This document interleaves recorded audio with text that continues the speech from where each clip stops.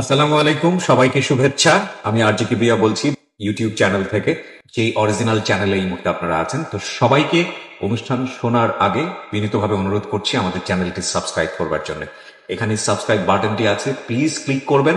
পাশে একটা bell button আছে, বাটনটি অন করে নেবেন। সবার প্রতি রিকোয়েস্ট থাকছে। Thank you very much. প্রিয় শ্রোতা, আপনাদের সবাইকে আমন্ত্রণ জানাচ্ছি জীবন গল্পের আরো একটি এপিসোডে আপনারা সবাই কান পেতেছেন, এবং এই অনুষ্ঠানটি একযোগে আপনারা যারা শুনছেন, বিশেষ করে দেশের বাইরে যারা শুনছেন, তাদের সবাইকে বিশেষভাবে আমন্ত্রণ জানিয়ে শুরু করছি আজকের এই এপিসোডটি। তো চলুন, আজকে আমার অনুষ্ঠানে কে আমার সঙ্গে রয়েছে তার সঙ্গে একটু পরিচিত হই। প্রথমে আপনার নামটা একটু বলেন প্লিজ। আমার নাম নিপা আক্তার। নিপা আক্তার, বয়স কত? বয়স 27। 27 রানিং। জি জি জি। জন্ম জেলা কোথায়? কুমিল্লা। কুমিল্লাতে। আর বর্তমানে থাকছেন? ঢাকায় থাকছেন। ঠিক আছে। তো নিপা, শুরু করুন, তারপরে না হয় আমরা প্রাসঙ্গিকভাবে যা বলার আপনার কাছ থেকে জানার টুকটাক আমি সেটা জানবো। জি, শুরু করুন প্লিজ। আমি ছোটবেলা থেকে শুরু করতে চাই। জি নিশ্চয়ই। আমার যখন বয়স 1 বছর 1 দিন, জি, ওই দিন আমার বাবা মারা যায়। আমরা তিন ভাই বোন? 3 ভাই 1 বোন ছিলাম। আচ্ছা। তো আমার বড় 2জন ভাই আর আমি আর আমার ছোট ভাই। আমার যখন 10 মাস কি 11 মাস এরকম সময় আর কি, আমার ছোট ভাই মানে হয়ে গেছে। আচ্ছা। আমার বাবার ক্যান্সার হয়েছিল 1993 সালে। আচ্ছা। তো কি করতো বাবা, পেশায় কি ছিলেন? বাবা একটা দোকানে ম্যানেজার ছিল ঢাকাতে। আচ্ছা। আপনারা কি তখন ঢাকাতে থাকতেন? না, আমরা গ্রামের বাড়িতে ছিলাম। আচ্ছা। বাবা ঢাকা থাকতো, আমরা গ্রামের বাড়িতে ছিলাম। আসা যাওয়া হতো আর কি। আচ্ছা। নানার বাড়ি সবাই ঢাকাতে থাকে। তারপর বাবা মারা যাওয়ার পর আমরা তো তখন ছোট, আমাদের তো ইনকাম সোর্স বলতে আর কেউ নাই। তো মামার বাড়ি থেকে অনেক হেল্প পেতাম। আমার বড় মামা ভালো অবস্থান ভালো, তো অনেক হেল্প পেতাম আমরা। বাবাকে তখন যখন বাবার 1993 সালে ক্যান্সার হয়েছিল, তো অনেক টাকা পয়সা খরচ করা হয়েছে বাবার পেছনে, অনেক টাকা পয়সা সবকিছু মামার থেকে দেওয়া হয়েছিল। আচ্ছা। তারপর নানা ভাই বা মামারা চাইছিল যে মাকে নিয়ে যাবে, কিন্তু আমরা 4টা ভাই বোন কি করবো। দাদা দাদি তখন চাইতেছে না যে না, আমার এত ছোট ছোট নাতি নাতনি ফেলে মানে বউকে আমরা দিব না। তো আমার কাকু ছিল, অবিবাহিত ছিল। এখন সবাই ডিসিশন নিল যে কাকার জন্য মাকে রেখে দিবে, যেহেতু আমরা সবাই বাবার ছোট ভাই। হ্যাঁ, বাবার ছোট ভাই রেখে দিবে, এটাই ভালো হবে। তো প্রথমত মা রাজি ছিল না। পরে যখন আস্তে আস্তে সবাই বুঝালো, নানা বাড়িতে রাখবে ঠিক আছে, আমাদেরকে নিয়ে যাবে, আমরা গ্রামের বাড়িতে থাকবো, তারপরও কোনো একটা প্রবলেম হবে মানুষ একটা কথা বলে ফেলবে, কারণ মুখ তো আর চাপা দিয়ে রাখতে পারবে না। সবাই বুঝাচ্ছে এটা যে ওরা থাকবো, ওদের বাবার বাড়িতে থাকবে, ভালো থাকবে, আর এটা তো অন্য কেউ না, নিজের আপন কাকা। তো এটা বলার পর বাবা মারা যাওয়ার 3 বছর পর মায়ের সাথে আর কি বাবার বিয়ে হয়। হ্যাঁ, বিয়ে হওয়ার পর ভালো, আমাদের বাবা নাই, বাবা মরে গেছে এটা আমরা বুঝতে পারিনি। ছোট তখন আমাদের বয়স 3-4 বছর, আমার ছোট ভাইয়ের 3 বছর এরকম। আমরা মানে বাবার অভাবটা কি আমরা বুঝতে পারিনি, কখনো বুঝতে পারিনি। আপনি ছোটবেলা থেকেই জেনেছেন যে কাকাই হচ্ছে আমার বাবা?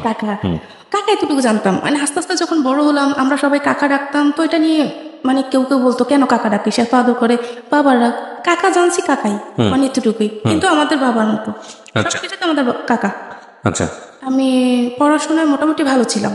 তো ক্লাস যখন আমি 4 পড়ার অবস্থায় 26 মাসে ফুল লাগবে, আমাদেরও স্কুলে অনুষ্ঠান হবে, তো সবাই ফুল অ্যারেঞ্জ করতেছে, কিন্তু আমি পারতেছি না। আমি ফুল আনবো কোথা থেকে, মানে এরকম একটা চিন্তাধারা যে কোথা থেকে ফুল আনবো।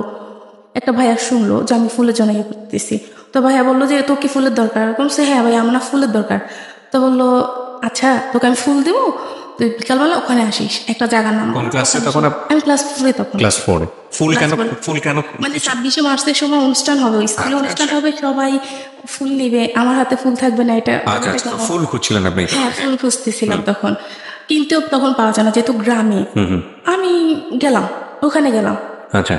তো ভাই একটা ঝোপের আড়ালে আমাকে ডাক দিল, আমি ওখানে গেলাম পর ভাইয়া ফুল কই, পরে দাঁড়া দিচ্ছে, তোকে পরে দেবো। তো এ বলুন আমার গায়ে আর কি হাত দিচ্ছে, অস্বাভাবিকভাবে হাত দিচ্ছে। তো আমি তো ছোট, তখন কিছু বুঝি না।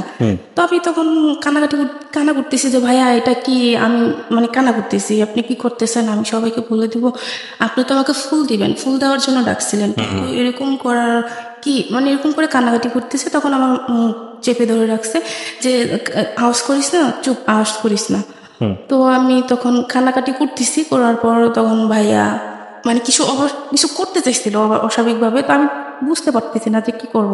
তখন আমি কান্নার পরিমাণটা বাড়িয়ে দিলাম, তখন ভাইয়া বললো যে আচ্ছা ঠিক আছে, আমার গালি বাবা হাত দিয়ে বললো যে ঠিক আছে তুই চলে যা, তুই কাউকে কিছু বলিস না।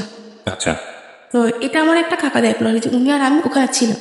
আচ্ছা টাকাটা দেখার পর কি করলো, উনি আমাকে আর কিছু বললো না বা ওনাকে কিছু বললো না। আমি তো ছোট, আমাদের কিছু হয়নি বা কি, আমি তো তখন কিছু বুঝি না এগুলা কি। আমি বাসায় চলে আসলাম, আসার পর তার একদিন 2 দিন পর আর কি দুপুরবেলা আর কি মা ডাক দিল আমার, যেদিকে আয়। বলছে কি, বলে যে তোকে নাম ধরে বললো যে ও ও ও তোকে কি করছে। বলছে না মা কিছু করে নাই তো, ওর সাথে ওখানে গেলি কেন? তো আমি বললাম যে না কিছু করে নাই, এমনিতে আমি ফুলের জন্য গেছি, এটা বললাম। তো বলার পর মা কিছু বলে নাই। পরের দিন বাবাকে আবার ওই টাকাটা বললো, বলার পর আমাকে খুব মারা হলো। মানে একটা মানুষ এত মারে ফ্যামিলি থেকে, যে মা বাবা খুব খুব মারতেছিল। কি করছে বল, আমাকে কিচ্ছু করেনি। আমার দুটো হাত বেঁধে উপর দিয়ে হাত ছিল আর পাগুলা নিচে কিছু ছিল না, পাগুলা ছাড়া ছিল, ওই অবস্থা আমার গায়ে পিঁপড়া ঢেলে দিছিল। পিঁপড়া ঢেলে দিয়েছিল মানে আমি শিকার যাই যে কি হয়েছে। লাল পিঁপড়া? হ্যাঁ, লাল লাল বড় বড় পিঁপড়া গুলা। এটা চাচা মানে মা বাবা দুজনেই। বাবা বলতে মানে চাচা? কাকা, হ্যাঁ কাকা। মানে কি করছে, তুই কেন গেলি ওখানে, কি করছে, শিকার যা। দেখেছিল যেন কি একটা কাকা আপনারই আবার না, আমার আপন না, দূর সম্পর্কে দেখে আপনার বাবা মাকে বলেছে বাবা মার শিকার যাওয়ার জন্য লাল পিঁপড়া দিয়ে দিয়েছে। হ্যাঁ বললো, পিঁপড়া দিয়েছে, খুব মারতেছিল। ওকে তার তো কিছু, আমি তো শিকার যাই না যে না কিছু করছে, তবে শিকার যা তাহলে মারবো না। মানে এত পরিমাণে মারা হয়েছে যে আমার আর নিঃশ্বাস নিতে পারতেছে না, খুব মারা হয়েছে। তো মারার পরে বললাম যে হ্যাঁ কিছু করছে, কি করছে সেটা তো নিজে বলতে পারি না, কিছু করছে। তো দেন ওখানে আর মারা হয় না। তো না হওয়ার পর আর কয়দিন পর আর কি, যে মা কোনো কিছু হইলে ওটা নিয়ে আমাকে বিভিন্ন কথা শোনাতো, যে তুই ভালো না, তুই এরকম করস, তুই আমার মান সম্মান ডুবাবি, এগুলো খুব মারতো। আর আমি খুব কালো ছিলাম, আচ্ছা খুব কালো, এটা নিয়ে শুনতে হতো কথা। গ্রামের বাড়িতে খুব কথা শুনতে হইতো, কালো, এত কালো, মানে কেউ দেখলাম নাক চিটকাতো কালো, এরকম একটা জিনিস। ব্যাপারটা তখন ওই যে পড়াশোনা খুব ভালো ছিলাম, তখন নিজের ভিতরে আস্তে আস্তে মানে কেমন জানি একটা কাজ করতেছে, সব এরকম বলে। আর এটা নিয়ে আমার সারাক্ষণ কথা শুনতে হচ্ছে। আসলে তো আমি কিছু করিনি, যে কোনো সমস্যা হলে মা আমাকে এগুলো নিয়ে কথা শোনাতো, কোথায় যেতে চাইতাম মা দিত, হ্যাঁ এই জন্য যাবি নাকি, মা এটা বলতো। মা এখন বুঝি হয়তো মা শাসন করতেছে, কিন্তু শাসন করাটা এভাবে হয়তো উচিত ছিল না, বোঝাতে পারতো, তো এটা না করে এরকম করতো। তো আমি খুব ডিপ্রেশনে ভুগতেছিলাম, যে কারো কাছে কিছু বলতে পারতাম না, কিন্তু নিজে একা একা বসে কাঁদতাম।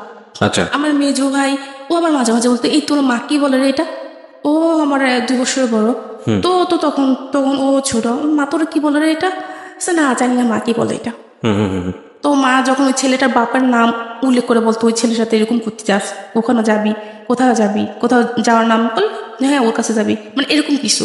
তো ভাই বলতো ওর নাম কেন বলে, আমি জানি না রে, আচ্ছা বাদ দে না। তো আমরা ভাই বোন ছোট, মেজো ভাইয়ের আমি খুব মিলছিলাম, খুব মিল, যা সমস্যা দুজনকে খুব ভালোবাসতাম, ভাই বোন দুজনকে।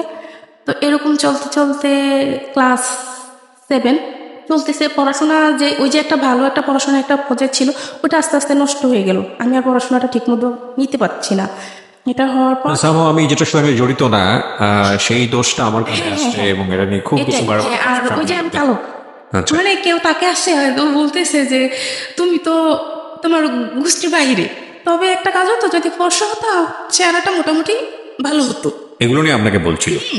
খুব বলা হতো, মানে আমি শুনতাম কিন্তু কাউকে কিছু বলতাম না, মাকেও বলতাম না যে মা আমাকে এটা বলে, কোনোদিনও মাকে কিছু বলতাম না, যে যাই বলুক না কেন।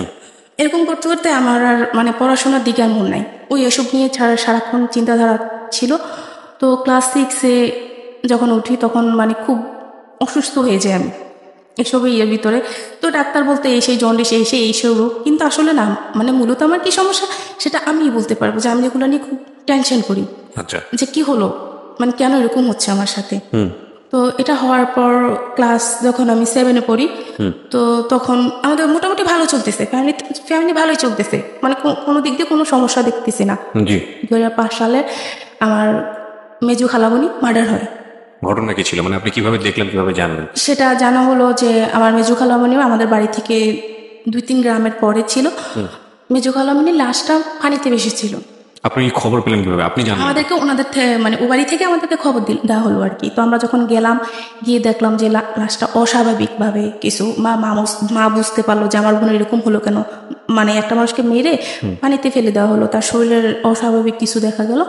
তো মারা যাওয়ার পর মানে এই একটা সমস্যা শুরু হয়ে গেল, যে এই একটা আরেকটা জিনিস মানে মাথায় এফেক্ট করলো, যে এরকম একটা কিছু আমাদের লাইফে হয়ে গেল। যে আমার খালামণি খুব ভালো ছিল, আমাদের খুব আদর করতো, মাও খুব মানসিকভাবে মানে ইয়ে হয়ে গেল।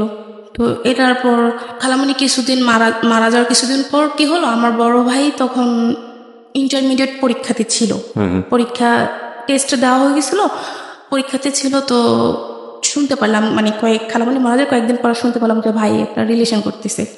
আপনার বড় ভাই? হ্যাঁ, বড় ভাই একটা রিলেশন করতেছে, তো ওনারা দিবে না ভাইয়ের কাছে, বা আমরা ওটা আনবো না, এরকম কিছু চলতেছে, এরকম নিয়ে আর কি চলতেছে। মানে কি যে একটা অবস্থা, মানে বলে বোঝাতে পারবো না। ক্লাস 7। ওকে। ভাইয়া রিলেশন করছে, এখন ওনারা দিবে না, আমরা আনবো না, এরকম কিছু আর কি। ভাইয়া তো তখন ছোট ছিল, ইন্টারমিডিয়েট পরীক্ষা দিচ্ছে, তখন তারা আমরা সবাই ছোট ছিলাম, কিভাবে সম্ভব এখন। মানে যার সাথে রিলেশন করছে তো উনি তো ভাইয়াকে বিয়ে করবে, ভাইয়ের সাথে আসবে, এটা নিয়ে ওনাকে খুব মারা হইতো। ওনাকে মারা হইতো, প্লাস ওনারা আমাদের এখানে আসতো, আয়েশা আমাদের সাথে ঝামেলা করতো যে আমাদের মানে মেয়েকে এই করছে সেই করছে, এইসব নিয়ে খুব ঝামেলা হতো। তো ঝামেলা হওয়ার পর এরকম ভাবে চলতেছিল।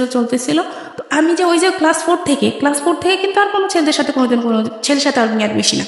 ওই ঘটনার পর থেকে কোনো ছেলেদের সাথে মিশি না। এবং বাড়িতে কোনো ছেলে আমার পরিচিত হোক অপরিচিত হোক কারোর সাথে কোনো কথা নেই। স্কুলে যেতাম, আসতাম, পড়াশোনা করতাম, যতটুকু পারতাম এভাবেই চলতো। আচ্ছা, এখানে চলতেছে এই সমস্যাটা ভাইয়ের ইয়েটা নিয়ে। তো ভাইয়াকে তখন আর ইন্টারমিডিয়েট পরীক্ষাটা দেওয়া হয়নি, ভাইয়াকে ঢাকায় পাঠিয়ে দেওয়া হলো মামার কাছে। তো ভাইয়া একটা দোকানে ম্যানেজারি ইয়েতে ঢুকলো, খুব ভালো ইয়েতে চলতেছে। 2008 সালে ওই ভাইয়া ওনাকে বিয়ে করলো। তখন আপনার ভাইয়া কি করে? ভাইয়া তখন শেয়ারের ব্যবসা করে। আচ্ছা, 20 বছর ভাইয়া তখন মেয়েটাকে লাভ করতো, তাকে বিয়ে করলো। অনেক কিছু হয়ে বিয়েটা হয়েছে, অনেক কাহিনী হয়েছে, অনেক কিছু হয়েছে। ওনারা ঠিক আছে, সেটা ইম্পর্টেন্ট, আমার গল্পটা ইম্পর্টেন্ট, আমার যে গল্পটা ইম্পর্টেন্ট। তো এটা নিয়ে যা কানা হলো, আনার পর থেকে এখন আবার ফ্যামিলিতে আরেকটা সমস্যা যে আছে না, বউ শাশুড়ির সমস্যাটা, ওইটাই চলতেছে। মানে মা বা ভাবি মানে ওনাদের প্রতিদিনে কিছু না কিছু নিয়ে সমস্যা হচ্ছে। তো কিন্তু আমাদের ভাই বোনদের সাথে বা আমার সাথে কোনো সমস্যা হয়নি, ভাবির সাথে কখনো কোনো সমস্যা হয়নি, ভালোই চলতেছে। এরকম ভাবে চলার পর যখন মানে এগুলা আমি ক্লাস তখন 9-এ পড়ি, ক্লাস 9, ঢাকা নরসিংদী থেকে একটা ছেলে আমাদের ওখানে একটা কাজে আমাদের ওখানে গেল। আমাদের ওখানে যাওয়ার পরও আমাদের মানে বাসার পাশেই তারা বাসা ভাড়া নিল। নেওয়ার পর ওরা আবার মায়ের সাথে কথা বলতো বা মাকে কাকে ডাকতো, খুব ভালো। মা কিন্তু ওই ডিপ্রেশনে ছিল যে আমার মেয়েটা কালো। এখন মা আস্তে আস্তে আমি বড় হচ্ছি, এখন আবার মানে চিন্তা যে আমার মেয়েটা কালো, কিভাবে বিয়ে দিব, মানে এটা খুব চিন্তা করতো সবাই যে মেয়েটাকে বিয়ে দিব কিভাবে। কয় বোন ছিলেন আপনারা? আমরা 2 বোন। ওই কাকার ঘরে একটা মেয়ে হয়েছিল। আপনি ছোট বোন? হ্যাঁ, না আমি বড়, আমি কাকার ঘরে একটা মেয়ে। হ্যাঁ। তো কাকাই বলতেন না বাবা? হ্যাঁ, কাকাই বলতাম। আমরা 4 জন কাকাই বলতাম, ছোট বোনটা বাবা বলতো। হ্যাঁ, বাবা বলতো। মা একদিন রাস্তায় কি করতেছে, মানে দাঁড়ায় আছে একটা মেয়ে, ফর্সা মেয়ে হেঁটে যাচ্ছে। তো হেঁটে যাওয়ার পর মা বলতেছে, হ্যাঁ আল্লাহ, তুমি আমার ছোট মেয়েটাকে যা দিলা, আমার বড় মেয়েটাকে এরকম করে তৈরি করলা যে আমার মেয়েটাকে আমি একটা ভালো জায়গায় বিয়ে দিতে পারবো না। এটা আপনার সামনেই বলেছে? না, আমি ছিলাম না তখন। আমাদের অবস্থান তখন মোটামুটি ভালো, ভাইয়া শেয়ার ব্যবসা করতেছে, ভালো, খুব ভালো। মা এটা বলার পর একজন শুনলো, ওই যে যারা বাসা ভাড়া নিচ্ছে আমাদের ওখানে, ওই একজন শুনলো। মানে কার কাছ থেকে শুনেছে? মা বলতেছে, এটা ও শুনলো। আচ্ছা। ও হেঁটে যাচ্ছে, মেয়েটাও হেঁটে যাচ্ছে, মা ওই কথাটা তখন বললো, জোরেই বললো। তো বলার পর আমি তখন স্কুলে ছিলাম। তো শোনার পর ও কি করলো, আমার একটা আপুর সাথেও ভালো মানে যোগাযোগ ছিল। তো আপুকে বললো যে এরকম মানে ওকে আমার ভালো লাগে, ওকে বলেন আমার সাথে একটু কথা বলতে। তখন আপনি ক্লাস 7? না, ক্লাস 9-এ। আমি ক্লাস 9-এ? তখন আমি ক্লাস 9-এ শেষ পর্যায়ে। তো বলার পর আমার আবার তখন একটা অভ্যাস ছিল যে আমি 3 দিন 4 দিন 5 দিন ভাত খেতাম না, কিচ্ছু খেতাম না, 1 গ্লাস পানি অতটুকুই চলতো, এমনিতে থাকতাম, মানে কোনো সমস্যা হতো না খেয়ে থাকতাম। তো মায়াগুলা নিয়ে আমাকে একদিন খুব মানে ইয়ে করতেছে যে তুই এভাবে মানে জীবন চলে কেমনে, খাওয়া দাওয়া না করলে কেমন হবে, এরকম ও শুনতেছে। জি। ও শুনলো, শোনার পর আপুকে বললো যে আপু ওকে একটু ডাকেন, আমি ওর সাথে একটু কথা বলবো। আমাকে ডাকা হলো। তো ডাকার পর আমি গেলাম, যা ওই আপুর ঘরে গেলাম, যাওয়ার পর বললাম যে কি, কেন ডাকছেন আমাকে? তো ডাকার পর বললো যে তুমি বসো, তোমার সাথে একটু কথা আছে। আচ্ছা, বললাম যে কি কথা? বল তুমি বসো। বলে যে ছেলেটার নাম কি ছিল? নাসির। নাসির, ওকে। হ্যাঁ। তো বলার পর বললো যে তুমি ভাত খাওনি কেন? বুঝছো না, আমার না খেতে ইচ্ছা করতেছে না, আমার ভালো লাগে না, আমার খাইতে ইচ্ছা করে না। তো বললো যে আমার সাথে ভাত খাওয়া হচ্ছে না, আপনার সাথে আমি খাবো কেন? এটা বলে ওখান থেকে চলে আসছি। আচ্ছা। তো উনি আর খায়নি। চলে আসার পর এখন আমি খাইনি, উনিও খায় না, মানে দুজনে না খায় অবস্থা আছে। তখন আপু বললো যে এখন আপুকে বলো, ওকে বলবো না আমাকে একটা চিঠি দিতে।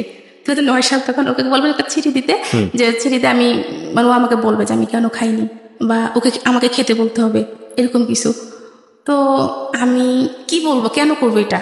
যখন আপু এটা বললো আমি তো প্রথম রাজি না, পরে আরেকটা ফুপি ছিল, সেও বললো যে বকর না, কি হয়েছে, সমস্যা কি, এটা তার মহাভারত কিছু না, চলে গেলে তো তারপরে তার কোনো কিছু না, তার সাথে তার কোনো যোগাযোগ নেই। তো আমি রাজি হলাম, আচ্ছা ঠিক আছে চিঠি লিখবো। এখন চিঠি লিখতে গিয়ে আমি একবার কি চিঠি লিখবো আমি তো বুঝতে পারতেছি না কিভাবে লিখবো। তো একবার চিঠি লিখতে গিয়ে 10টা পেজ নষ্ট করলাম, চিঠি আমার লিখতে পারিনি আমি। অনেক কষ্ট করে চিঠি লিখলাম, লিখে ওনাকে দিলাম যে আপনি কেন খাননি, আপনি নাকি খাননি। আপু বললো আচ্ছা ঠিক আছে আপনি খান, আমিও খাবো। তো এটা বলার পর ও খেলো। এরকম 2-3টা মানে চিঠি দেওয়া হলো আর কি, 3টা। তো আমি আসলে একটাতে লিখলাম যে আচ্ছা আপনি কি চান আমার কাছে, মানে কেন এরকম বলতেছেন? তো বললো যে যে চোখের ভাষা বুঝে না সে মনের ভাষা বুঝবে না, তুমি কি আমার চোখ দেখে বুঝতে পারো না যে আমি কি বলতে চাই? না আমি তো কিছু বুঝতে পারিনি। ওইটার বলার পর তার কয়েকদিন পর ওরা চলে আসলো, ওদের কাজটা শেষ, ওরা চলে আসলো। আচ্ছা। তো আমার বাবা তখন ফোন ব্যবহার করতো, আমি বা মা কেউ ব্যবহার করতাম না। তো বাবার ফোন নাম্বার নিয়ে আসা হলো। তো নিয়ে আসার পর ও মাঝে মধ্যে ফোন দিত, আপুর সাথে কথা বলার জন্য ফোন দিত, যে আপুর সাথে কথা বলবো। তো আপুর সাথে কথা বলা তখন তো আমরা আমাকে দিত।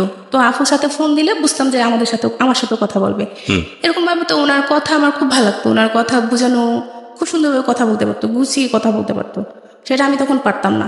উনি কথা বলতে পারতো খুব সুন্দরভাবে, তো ওনার সাথে আমি কথা বলতাম, ভালো লাগতো। এরকম করতে করতে এসএসসি পরীক্ষা দিলাম, মানে ওনার সাথে আমার যোগাযোগ হতো এরকম কি 1 মাস 15 দিন 20 দিন এরকম আর কি, এতদিন পর পর আর কি ওনার সাথে আমার যোগাযোগ হতো। তখনও কি মানে ওনার সঙ্গে আপনার কোনো সম্পর্ক তৈরি হয়েছে নাকি জাস্ট এমনিতেই হাই হ্যালো করেন? তখন আর কি সে বললো আর কি এরকম এরকম, মানে অনেকদিন পার হয়ে যাওয়ার পর আর কি উনি বললো যে আমি তোমাকে বিয়ে করতে চাই, আমি তোমাকে ভালোবাসি। আমিও উচ্ছ্বাস, বয়স তখন ক্লাস 9 থেকে 10 উঠলাম, বা আবেগের বয়স, আমিও ঠিক আছে কথা বলি। আমার কথা ওনার সাথে আমার কথা বলতেই ভালো লাগে। প্রেম ভালোবাসা কি জানি না তখন সেটা বুঝতে পারি, কিন্তু আমার ভালো লাগে, ওনার সাথে কথা বলতে আমার খুব ভালো লাগতো। তো ভালো লাগার পর কথা বলতাম, মাঝে মাঝে এরকম ফোন দিত, কথা বলতাম। উনি তখন বললো জানো তোমাকে কেন এত ভালোবাসি, এরকম এরকম তো আমার মা একদিন এটা বললো। আর আমি তখন মনে মনে এটা চিন্তা করলাম যে আমি যে কাকির মেয়েকে আমি বিয়ে করবো, এবার যা কিছু হোক। এখন ওর চিন্তা আর কি যে আমাকে আসলে আমার ফ্যামিলি দিবে কিনা ওর কাছে, এসে এরকম চিন্তাধারা হইতো, এরকম চিন্তাধারা ভাবনা করতো। করার পর আস্তে ধীরে চলতে চলতে তখন 2010 সাল, আমি তখন ইন্টারমিডিয়েটে পড়াশোনা করতেছি। তো দেখা করতো আসার পর আর কি ওর সাথে এরকম হয়েছে যে ওর সাথে আমি দেখা করব রাতের বেলা, ও আপুর বাসায় আসলো। তো আমি মানে আমি আমার ঘর থেকে বের হলাম, ওর সাথে আমি দেখা করলাম। মানে এরকম হলো যে ওর সাথে আমি দেখা করবো, ও আমাকে অনেকদিন পর কাছে পাইছে, ও আমাকে ধরবে, এরকম কিছু চিন্তাধারা ছিল যে আমাকে ধরবে, জড়িয়ে ধরবে, বা আমি ওইরকম কিছু। তো আমি ও মানে এরকম করে আমার হাতটা সরে ফেলবো, সরাই ফেলে মানে হাতে ব্যথা পাইছে, তারপর হাতটা সে সরে ফেললো, যে সে আমাকে কোনোদিনও টাচ করবে না। মানে ওর চিন্তাধারা ছিল যে সে আমাকে কোনোদিনও টাচ করবে না, যা করবে মানে পরে, মানে ওর চিন্তাধারা এরকম ছিল। তো হওয়ার পর ওটা যাওয়ার পর যখন এসএসসি পরীক্ষার পর ইন্টারমিডিয়েটে উঠলাম, তখন আবার কি হলো যে আবারও বললাম যে ওর সাথে আমি দেখা করব, ওর সাথে আমি দেখা করব। তো এখন কিভাবে দেখা করব? দেখা করা তো একটা ব্যাপার আছে, বাড়িতে আসা লাগবে না, এটা মোটামুটি বাড়িতে জেনে গেল। আমার বাড়িতে জেনে গেল, জানার পর আর কি বড় ভাই আর কি আমাকে বললো যে মনি এটা কি ঠিক? আমি আমার ভাইকে বললাম যে ভাই আমার প্রতি বিশ্বাস রাখতে পারবো। যখন ভাই একটা সময় আমাকে বুঝালো এরকম কিছু করিস না, ভাইয়া করছি, ভাইয়া ভুল করছি, কিন্তু তুই করিস না। তখন ভাইয়া ঠিক আছে আমি এসব কোনোদিনও করবো না।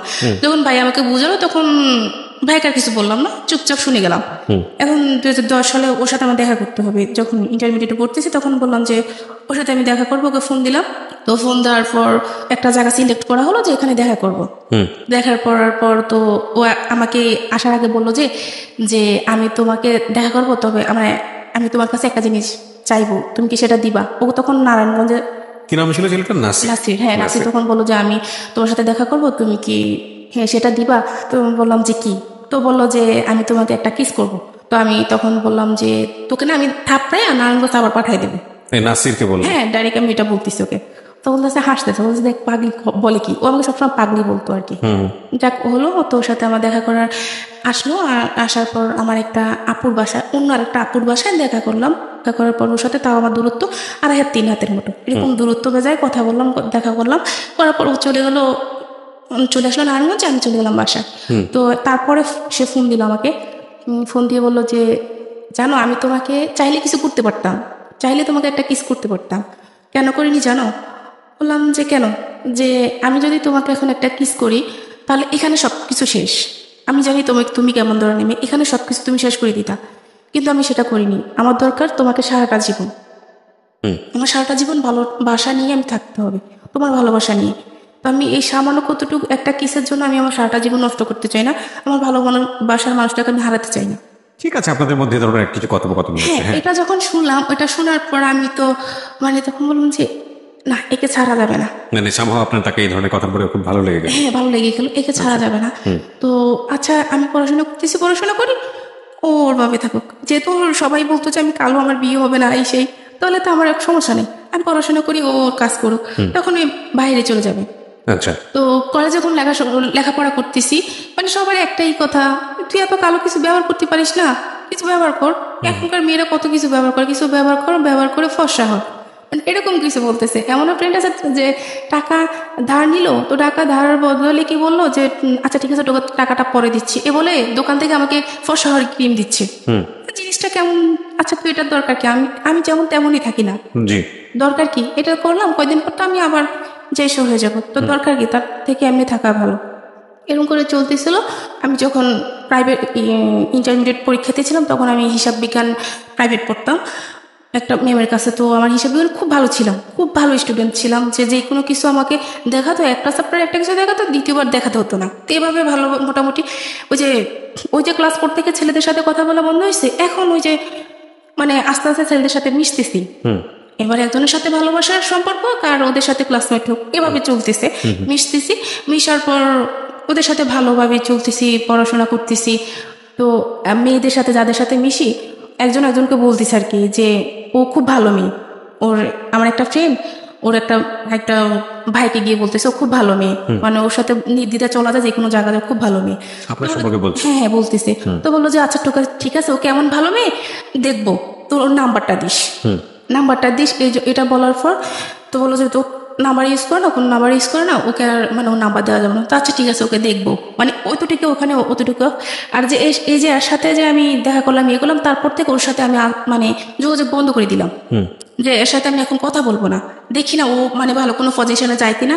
ওর মায়ের নাম্বার তো আমার কাছে আসছে, ভালো একটা পজিশনে যখন যাবে তখন আমিও আমার পড়াশোনাটা শেষ করি। হ্যাঁ, সবকিছু মাথা থেকে দূরে ফেলে আমি আমার পড়াশোনাটা করি। আমার খুব ইচ্ছা ছিল যে আমি এখন থেকে অনার্স করবো, এরকম ইচ্ছা ছিল। তো ইন্টারে পড়ি, ইন্টার পরীক্ষার্থী, তখন ইন্টার পরীক্ষার্থী। তো আমার যখন পরীক্ষা চলে আসতেছে, এখন আমার ফোনে দরকার। মেজু ভাইকে বললাম, দেখ ভাই, এখন তো আমার পরীক্ষা চলে আসছে, এখন আমি কি করবো, আমার তো ফোনে দরকার। এখন বলতে সাথে ঠিক আছে, আমি ভাইকে বলবো। এদিকে সাংসারিকভাবে যেটা হচ্ছে যে ভাই বা মায়ের সাথে ভাবের সাথে প্রবলেম চলতেছে অনবরত। এখন যুদ্ধ চলতেছে। এখন সবাই বলতেছে যে এভাবে তো হয় না, মেয়েটাকে বিয়ে দিয়ে দাও, যেহেতু মেয়েটা বড় হয়েছে, মেয়েটাকে বিয়ে দিয়ে দাও। এরকম ভাবে সংসার তো নষ্ট হয়ে যাচ্ছে। এখন 2 দিন পর মেয়েটা দেখতে এমনিতে কালো, তারপর যদি সমস্যা এরকম ফ্যামিলিতে এরকম সমস্যা, কেউ ভালো কোনো জায়গা বিয়ে দিতে পারবে, এমনিতে তো ভালো জায়গা বিয়ে দিতে পারবে না, এরকম মানুষ বলে, মুখের উপরে এসব কথা বলে, খুব খারাপ লাগে। তো এসব চলতে ছিল। তো ভাই আমাকে ফোন দিল, যখন মেজো ভাই বললো যে ভাই ওকে ফোন দেন, ওর তো এখন ফোনটা লাগে, যেহেতু সবার সাথে যোগাযোগ করতে হবে, পরীক্ষা চলে আসছে। তো এটা বলছে, ভাইয়া ফোন দিছিল আমাকে। ফোন দেওয়ার পর ওই যে আমার যে ফ্রেন্ড বললো যে আমার নাম্বার দেওয়ার জন্য, ওকে আমার ওই মেয়ে বন্ধুটা ওকে নাম্বার দিল, দেওয়ার পর ফোন না 2-3 দিন পর নাম্বার দিল, ও আমাকে ফোন দিচ্ছে, SMS দিচ্ছে। তো আমি তো ফোন পিক করতেছি না, বা SMS কে আপনি, SMS বলতেছি আপনি কে, কেন আমাকে ডিস্টার্ব করতেছেন, এই সেই মানে এরকম চলতেছে। ও অন্য জায়গার পরিচয় দেয়, তারপর নাম্বারে ফোন দিল। আমি ওটাকে আমার ক্লাসমেটই, ও ছেলেটা আমারই ক্লাসমেট। আপনি আপনাকে আমি ওকে দেখি না, চিনিও না কোনোদিন, আচ্ছা, কিন্তু ও ওই নাম্বারটা নিয়েছে। হ্যাঁ, ওর একটা বোন থেকে আর কি, ও আমাদের সাথে পড়তো। তো নেওয়ার পর আপনার নাসিরের সঙ্গে যোগাযোগ অফ? হ্যাঁ, ওর সাথে আমার যোগাযোগ সম্পূর্ণ অফ। ওকে। ফোন দেওয়ার পর এরকম করতেছে, মা শুনলো। আমি যখন বললাম যে আপনি আমাকে ফোন দিন না, আমার প্রবলেম হবে এসে, তখন মা শুনলো। মা তো শোনার পর আমার সাথে খুব মানে রাগারাগি করতেছে। তো রাগারাগি করার পর আমি কি করলাম, মাকে ভাইয়াকে, বড় ভাইয়া তখন বাড়িতে ছিল, ভাইয়াকে ফোনটা দিয়ে দিলাম যে ভাইয়া ধরেন কে ফোন দিচ্ছে, আমি চিনি না ওকে, আপনি কথা বলে দেখুন। তখন ভাইয়া কথা বললো যে ভাইয়া আসলে আমি ওর ক্লাসমেট, ও আমাকে কখনো দেখেনি, ওর সম্পর্কে আমি অনেক জানছি, জানার পর আমার ভালো লাগলো, এই জন্য ওর সাথে আমি একটু কথা বলতে চাইছি, আর ওর সাথে আমি ফ্রেন্ডলি কথা বলবো, আমি কথা দিচ্ছি ওর সাথে আমি ফ্রেন্ডলি কথা বলবো। তো হ্যাঁ বললো আচ্ছা ঠিক আছে। যখন আমার ক্লাসমেটে এরকম কথা বলে আমার ভাইয়ের কাছে, যে খুব ভালো মেয়ে ভাইয়া, ওর সাথে আমি কথা বলবো, তখন ভাইয়া বললো যে আচ্ছা ঠিক আছে। তো ভাইয়া আয়সা বললো যে তুই কথা বলিস ওর সাথে, তোরই ক্লাসমেট।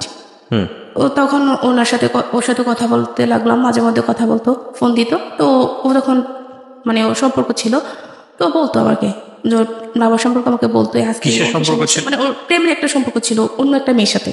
ছেলেটার নাম কি ছিল? সাদ্দাম। সাদ্দামের সঙ্গে আপনি কথা বলতেন, আপনার ক্লাসমেট সে? হ্যাঁ হ্যাঁ। ওর আবার অন্য একটা মেয়ের সঙ্গে সম্পর্ক? হ্যাঁ, সেটা আপনাকে বলতো? হ্যাঁ আমাকে বলতো। আচ্ছা। তো আমাকে বলার পর এভাবে চলতেছিল, তখন ইন্টারমিডিয়েট পরীক্ষা শুরু হয়ে গেল। আমি যখন আবার মানে প্রাইভেট পড়তাম না, তখন আবার মানে ক্লাসমেট একজনকে জিজ্ঞাসা করা যে তুই ইন্টারমিডিয়েটের পরে কোথায় অ্যাডমিশন নিবি, একজনকে বলে না। তো আমি তখন বলতাম যে আমি কুমিল্লাতে বা ঢাকাতে অন্য কোনো জায়গায় পড়াশোনা করবো, অ্যাটলিস্ট এখানে পড়াশোনা করবো না, কুমিল্লা ভালো কোনো কলেজে। ওইটা ও রাখলাম, বলতাম ওদেরকে, আর বাবা মাকে আমি সবসময় এটা বলতাম যে আমি ভালো কোনো কলেজে পড়াশোনা করবো, আমি কিছু একটা করবো। তো তখন পরীক্ষা চলতেছিল, পরীক্ষা চলার অবস্থায় আমি ওই যে নাসির সাথে দেখা করলাম, এটা আমার বড় ভাইকে কে যেন ওই যে আপুর বাসায় গেলাম, ওই আপু বলে দিল, আরেকজনের কাছে, উনি আবার ভাইয়াকে বলে দিল। তখন ভাইয়া মাকে বললো যে এরকম যে আপনার মেয়ে এরকম করছে। তো মা যখন আমাকে জিজ্ঞাসা করলো, তো আমি বললাম যে মা এরকম কিছু না, এতটুকু শেষ। মা আর কিছু বলে নাই, ভাইয়া আমাকে কিছু বলে নাই। এটা জানার 15 দিন পর আমাকে একটা জায়গা থেকে দেখতে আসলো, বললো যে ওদের সামনে যেতে। তো গেলাম, যাওয়ার পর মানে ওদেরকে সালাম দিলাম, একটা হাসি দিলাম, মানে অতটুকুই চলে আসলাম। তো ওখানে ওই হাসিটা দেখাটা ওনাদের পছন্দ হয়েছে। পছন্দ হওয়ার পর ওনারা চলে গেল। চলে যাওয়ার পর আমি তো তখন পরীক্ষা দিব, পড়াশোনা করতেছি, আমি ওইসব নিয়ে ব্যস্ত। পরের দিন ভাইয়াকে ফোন করা হলো যে আপনারা আসেন, রাতের বোন আমাকে পছন্দ হয়েছে, আপনারা আসেন। তো এটা পড়ার পর ভাইয়া গেল। যাওয়ার পর ভাইয়া ছেলের নাম জানলো, পরিচয় জানলো, সে কোথায় থাকে এতটুকু জানলো। জানার পর ভাইয়া যখন সবাইকে বললো যে এরকম ভাইয়ার ফ্রেন্ড সার্কেল আমাদের গ্রামের পাশাপাশি, তো ফ্রেন্ড সার্কেল জানানোর পর সবাই বললো যে হ্যাঁ ছেলে খুব ভালো, আর দেখতে মাশাআল্লাহ অনেক স্মার্ট, ওই অতটুকুই মানে সবার পছন্দ হয়েছে। এবার ছেলে তাদের ফ্যামিলির ব্যাকগ্রাউন্ড কি, সে পড়াশোনা কতটুকু করছে, এটা দেখার বিষয় না কারণ। ছেলে দেখতে ভালো, আর আমার বড় মামাকে জানানো হলো। তো আমার বড় মামা তো আমাদের ফ্যামিলি সব কিছু, আমাদের এই যে ফ্যামিলিতে যত কিছু, বড় মামা আমাদের অনেক হেল্প করছে, আমাদের এখানে এতটুকু আজকে এখানে আসার পেছনে তো বড় মামা। এরকম আর কি। মামাকে বললো, মামাও বললো না ছেলে খুব ভালো, মানে মা বলছে কোনো সমস্যা নেই, রাজি হয়ে যা। তো সবার চিন্তাধারা এটা ছিল, বাড়িতে কি আছে না আছে সেটা দেখার বিষয় না, বিয়ের পর তুমি কি ঢাকা রাখবে। রাজি হয়ে গেল সবাই। তো ভাই দেখে আসলো। পরের দিন আমি আমার ইকোনমিক্স পরীক্ষা চলতেছিলাম, পরীক্ষার জন্য আমি মানে প্রস্তুতি নিতেছিলাম, আমি পরীক্ষা দিতে যাব। তখন ভাইয়া বললো যে মেহমান আসবে, পরে যাস। তখন বিকালবেলা পরীক্ষা ছিল আমার, যে মেহমান আসবে পরে যাস। তখন কি মেহমান আসবে? পরে বললো যে পরে মা বললো তোকে দেখতে আসবে, ভাবি বলে দেখতে আসবে, পরে যাস। আচ্ছা ঠিক আছে। তো ওনারা আসলো, ওনাদের সামনে নেওয়া হলো। ওনারা দেখলো আমাকে, শাড়ি পরিয়ে দেখলো, 3 পিস খুলে দেখলো, মানে যে 3 পিস পরিয়ে দেখলো, যেভাবে ইচ্ছা ওনারা দেখলো, আমাকে হাঁটালো, কথা বললো, ওনাদের সাথে খাওয়ালো, সবকিছু হলো। হওয়ার পর আমি পরীক্ষা দিতে চলে গেলাম, আর এদিক দিয়ে ওনারা থেকে গেল আমাদের বাসায়। থাকার পর ওনারা কথা রাতে সবকিছু ফাইনাল করলো। দিনটা ছিল সোমবার, যে বুধবার দিন ছেলে আসবে, মেয়ে যেহেতু এখন পরীক্ষা, তো কাবিনটা হয়ে যাবে। তারপর যার বাড়ি শেষে এতটুকু। পরীক্ষার পর আর কি আমরা অনুষ্ঠান করব, অনুষ্ঠান করে আমরা বউ নিব, অতটুকু কথা শেষ। আমি বাড়িতে আসলাম। মানে আপনি তো বুঝতে পারছিলেন যে আপনার বিয়েটা হয়ে যাচ্ছে? না, তখনও জানি না। মানে এত কিছু হচ্ছে, আপনি বাড়ির ছেলের সামনে যাচ্ছেন, হাসি দিয়ে চলে আসতেছেন, এটা তো বোঝাই যাচ্ছে যে কিছু একটা হচ্ছে। না, আমি তখন বুঝতে পারি না যে বিয়ে হবে আমার। মানে ওই তারপর মূলত ওই আপনার মা যে আপনার ফোনে একটা কনভারসেশন শুনেছিল যে আপনি ফোন দিয়ে না, আমার বাসায় ডিস্টার্ব হবে, এরপর থেকে আপনার ফ্যামিলি অনেক সিরিয়াস হয়েছে যেভাবে হোক না, তাকে- এটা না, এটা না। তাহলে ওই যে আমি নাসিরের সাথে দেখা করছি, ওটা শোনার 15 দিন পরে এই ঘটনাগুলো হচ্ছে। আচ্ছা, তার মানে এই ঘটনার প্রেক্ষিতেই আপনার ফ্যামিলি চিন্তা করেছে বিয়ে সাথে দিয়ে দিই, তারপরে যা হওয়ার হবে। হ্যাঁ, আর ফ্যামিলিতে ওই যে দুর্যোগ চলতেছে, বর্ষার ঋতু, বুঝতে পেরেছি, বলুন। এইসব নিয়ে তো মানে মেয়েটাকে বিয়ে দিয়ে দিলে ভালো হবে, এরপরে ছোট একটা মেয়ে আছে, ওটাকে পরে দেখা যাবে, এরকম কিছু আর কি। তখন আমি কলেজ থেকে আসলাম, পরীক্ষা দিয়ে আসার পর আর কি শুনলাম যে আমার বিয়ে ঠিক হয়েছে, বুধবার দিন বিয়ে হবে। আচ্ছা, মানে তখন তো আমি মানে কি করব বুঝতে পারতেছি না, যে হঠাৎ করে এটা কি, আর ওটা তো বলতে পারতেছি না। এখন তো বুঝতে পারলাম ওটা শোনার পরেই এরকম হলো, আর ওটা কাউকে কিছু বলতে পারতেছি না, মেনে নিলাম, যা কপালে যা আছে তাই হবে, আর কোনো সিনক্রেট করিনি। না করার পর তখন কি হলো, বুধবারে ওরা আসলো। এখন আসার পর আর কি ওরা দেখলো, এখন আবার দেখবে, বিয়ে হবে আগে দেখবে, ছেলে দেখবে। তারা কিন্তু ছেলে দেখে নাই, ওর মা আর ওর বোন, ওর ভাই দেখলো আমাকে, কিন্তু ও দেখলো না। এখন ও আসলো, ও দেখলো। আপনি ছেলে দেখেছেন ওই সময়টাতে? না, আপনি না, ওকে আমি তখনও দেখিনি। আচ্ছা, দেখলো, দেখার পর বললো যে আচ্ছা, আমার তো মেয়ে পছন্দ হয়েছে, আজকে ওর সবকিছু থাকুক। মানে আমাদের ভালো একটা আয়োজন করা হয়েছে, সবাই জানলো যে মানে ওর বিয়ে, একবার বিয়ে, সবাই জানে এটা, সবাইকে মোটামুটি দাওয়াত দেওয়া হয়েছে, ছোটখাটো অনুষ্ঠান যাকে বলা হয় আর কি, মোটামুটি সবাই জানলো যে আমার বিয়ে আজকে। তো তখন বললো যে আমার মেয়ে পছন্দ হয়েছে, আচ্ছা এটা তো আমাদের বাবা চাচা কাউকে আনেনি, শুধু ও আসলো ওর কোনো কয়টা ফ্রেন্ড নিয়ে। তখন সবার মনে খটকা লাগলো, কিছু নিয়ে আসেনি, একটা বিয়ে করতে আসবে, একটা শাড়ি নিয়ে আসবে, কিছু নিয়ে আসেনি। তো তখন সবার মনে একটা খটকা লাগলো, লাগার পর আর কি ওর যেটা হলো যে আমাকে ওর পছন্দ হয়নি। মানে বুঝলাম না ঠিক, আপনার থেকে পছন্দই করলো, আবার পছন্দ হয়নি বলতে? মানে ওর ফ্যামিলি পছন্দ করলো, ও এটা বললো আর কি, মিথ্যা বললো। আমার মেয়ে পছন্দ আছে, আমি আগামীকাল আমার বাবাকে পাঠাবো, আমার কাকাকে পাঠাবো, পাঠিয়ে তারপর মানে বিয়ে ডেট ফিক্সড করবো। আচ্ছা, এটা বলে ও চলে গেল।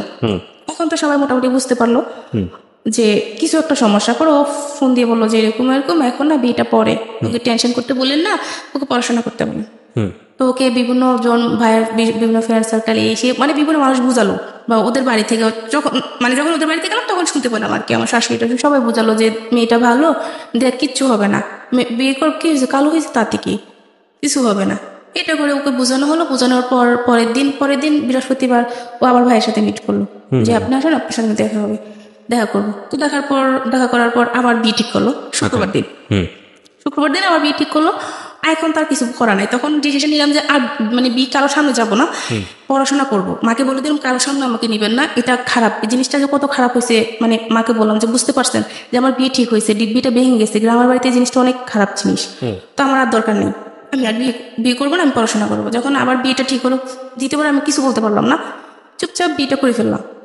শুক্রবার দিন বিয়েটা হয়ে গেল। দ্বিতীয়বার বিয়ে ঠিক হয়েছে কিভাবে? মানে বিয়ে একজনের সাথে ফার্স্টের দিন বুধবার দিন বিয়ে হওয়ার কথা ছিল, কিন্তু হয়নি। আচ্ছা। আবার শুক্রবার দিন ও নিজেই ঠিক করলো ভাইয়ের সাথে এসে যে আচ্ছা ঠিক আছে, আমরা আগামীকাল যাবো, বিয়ে হবে।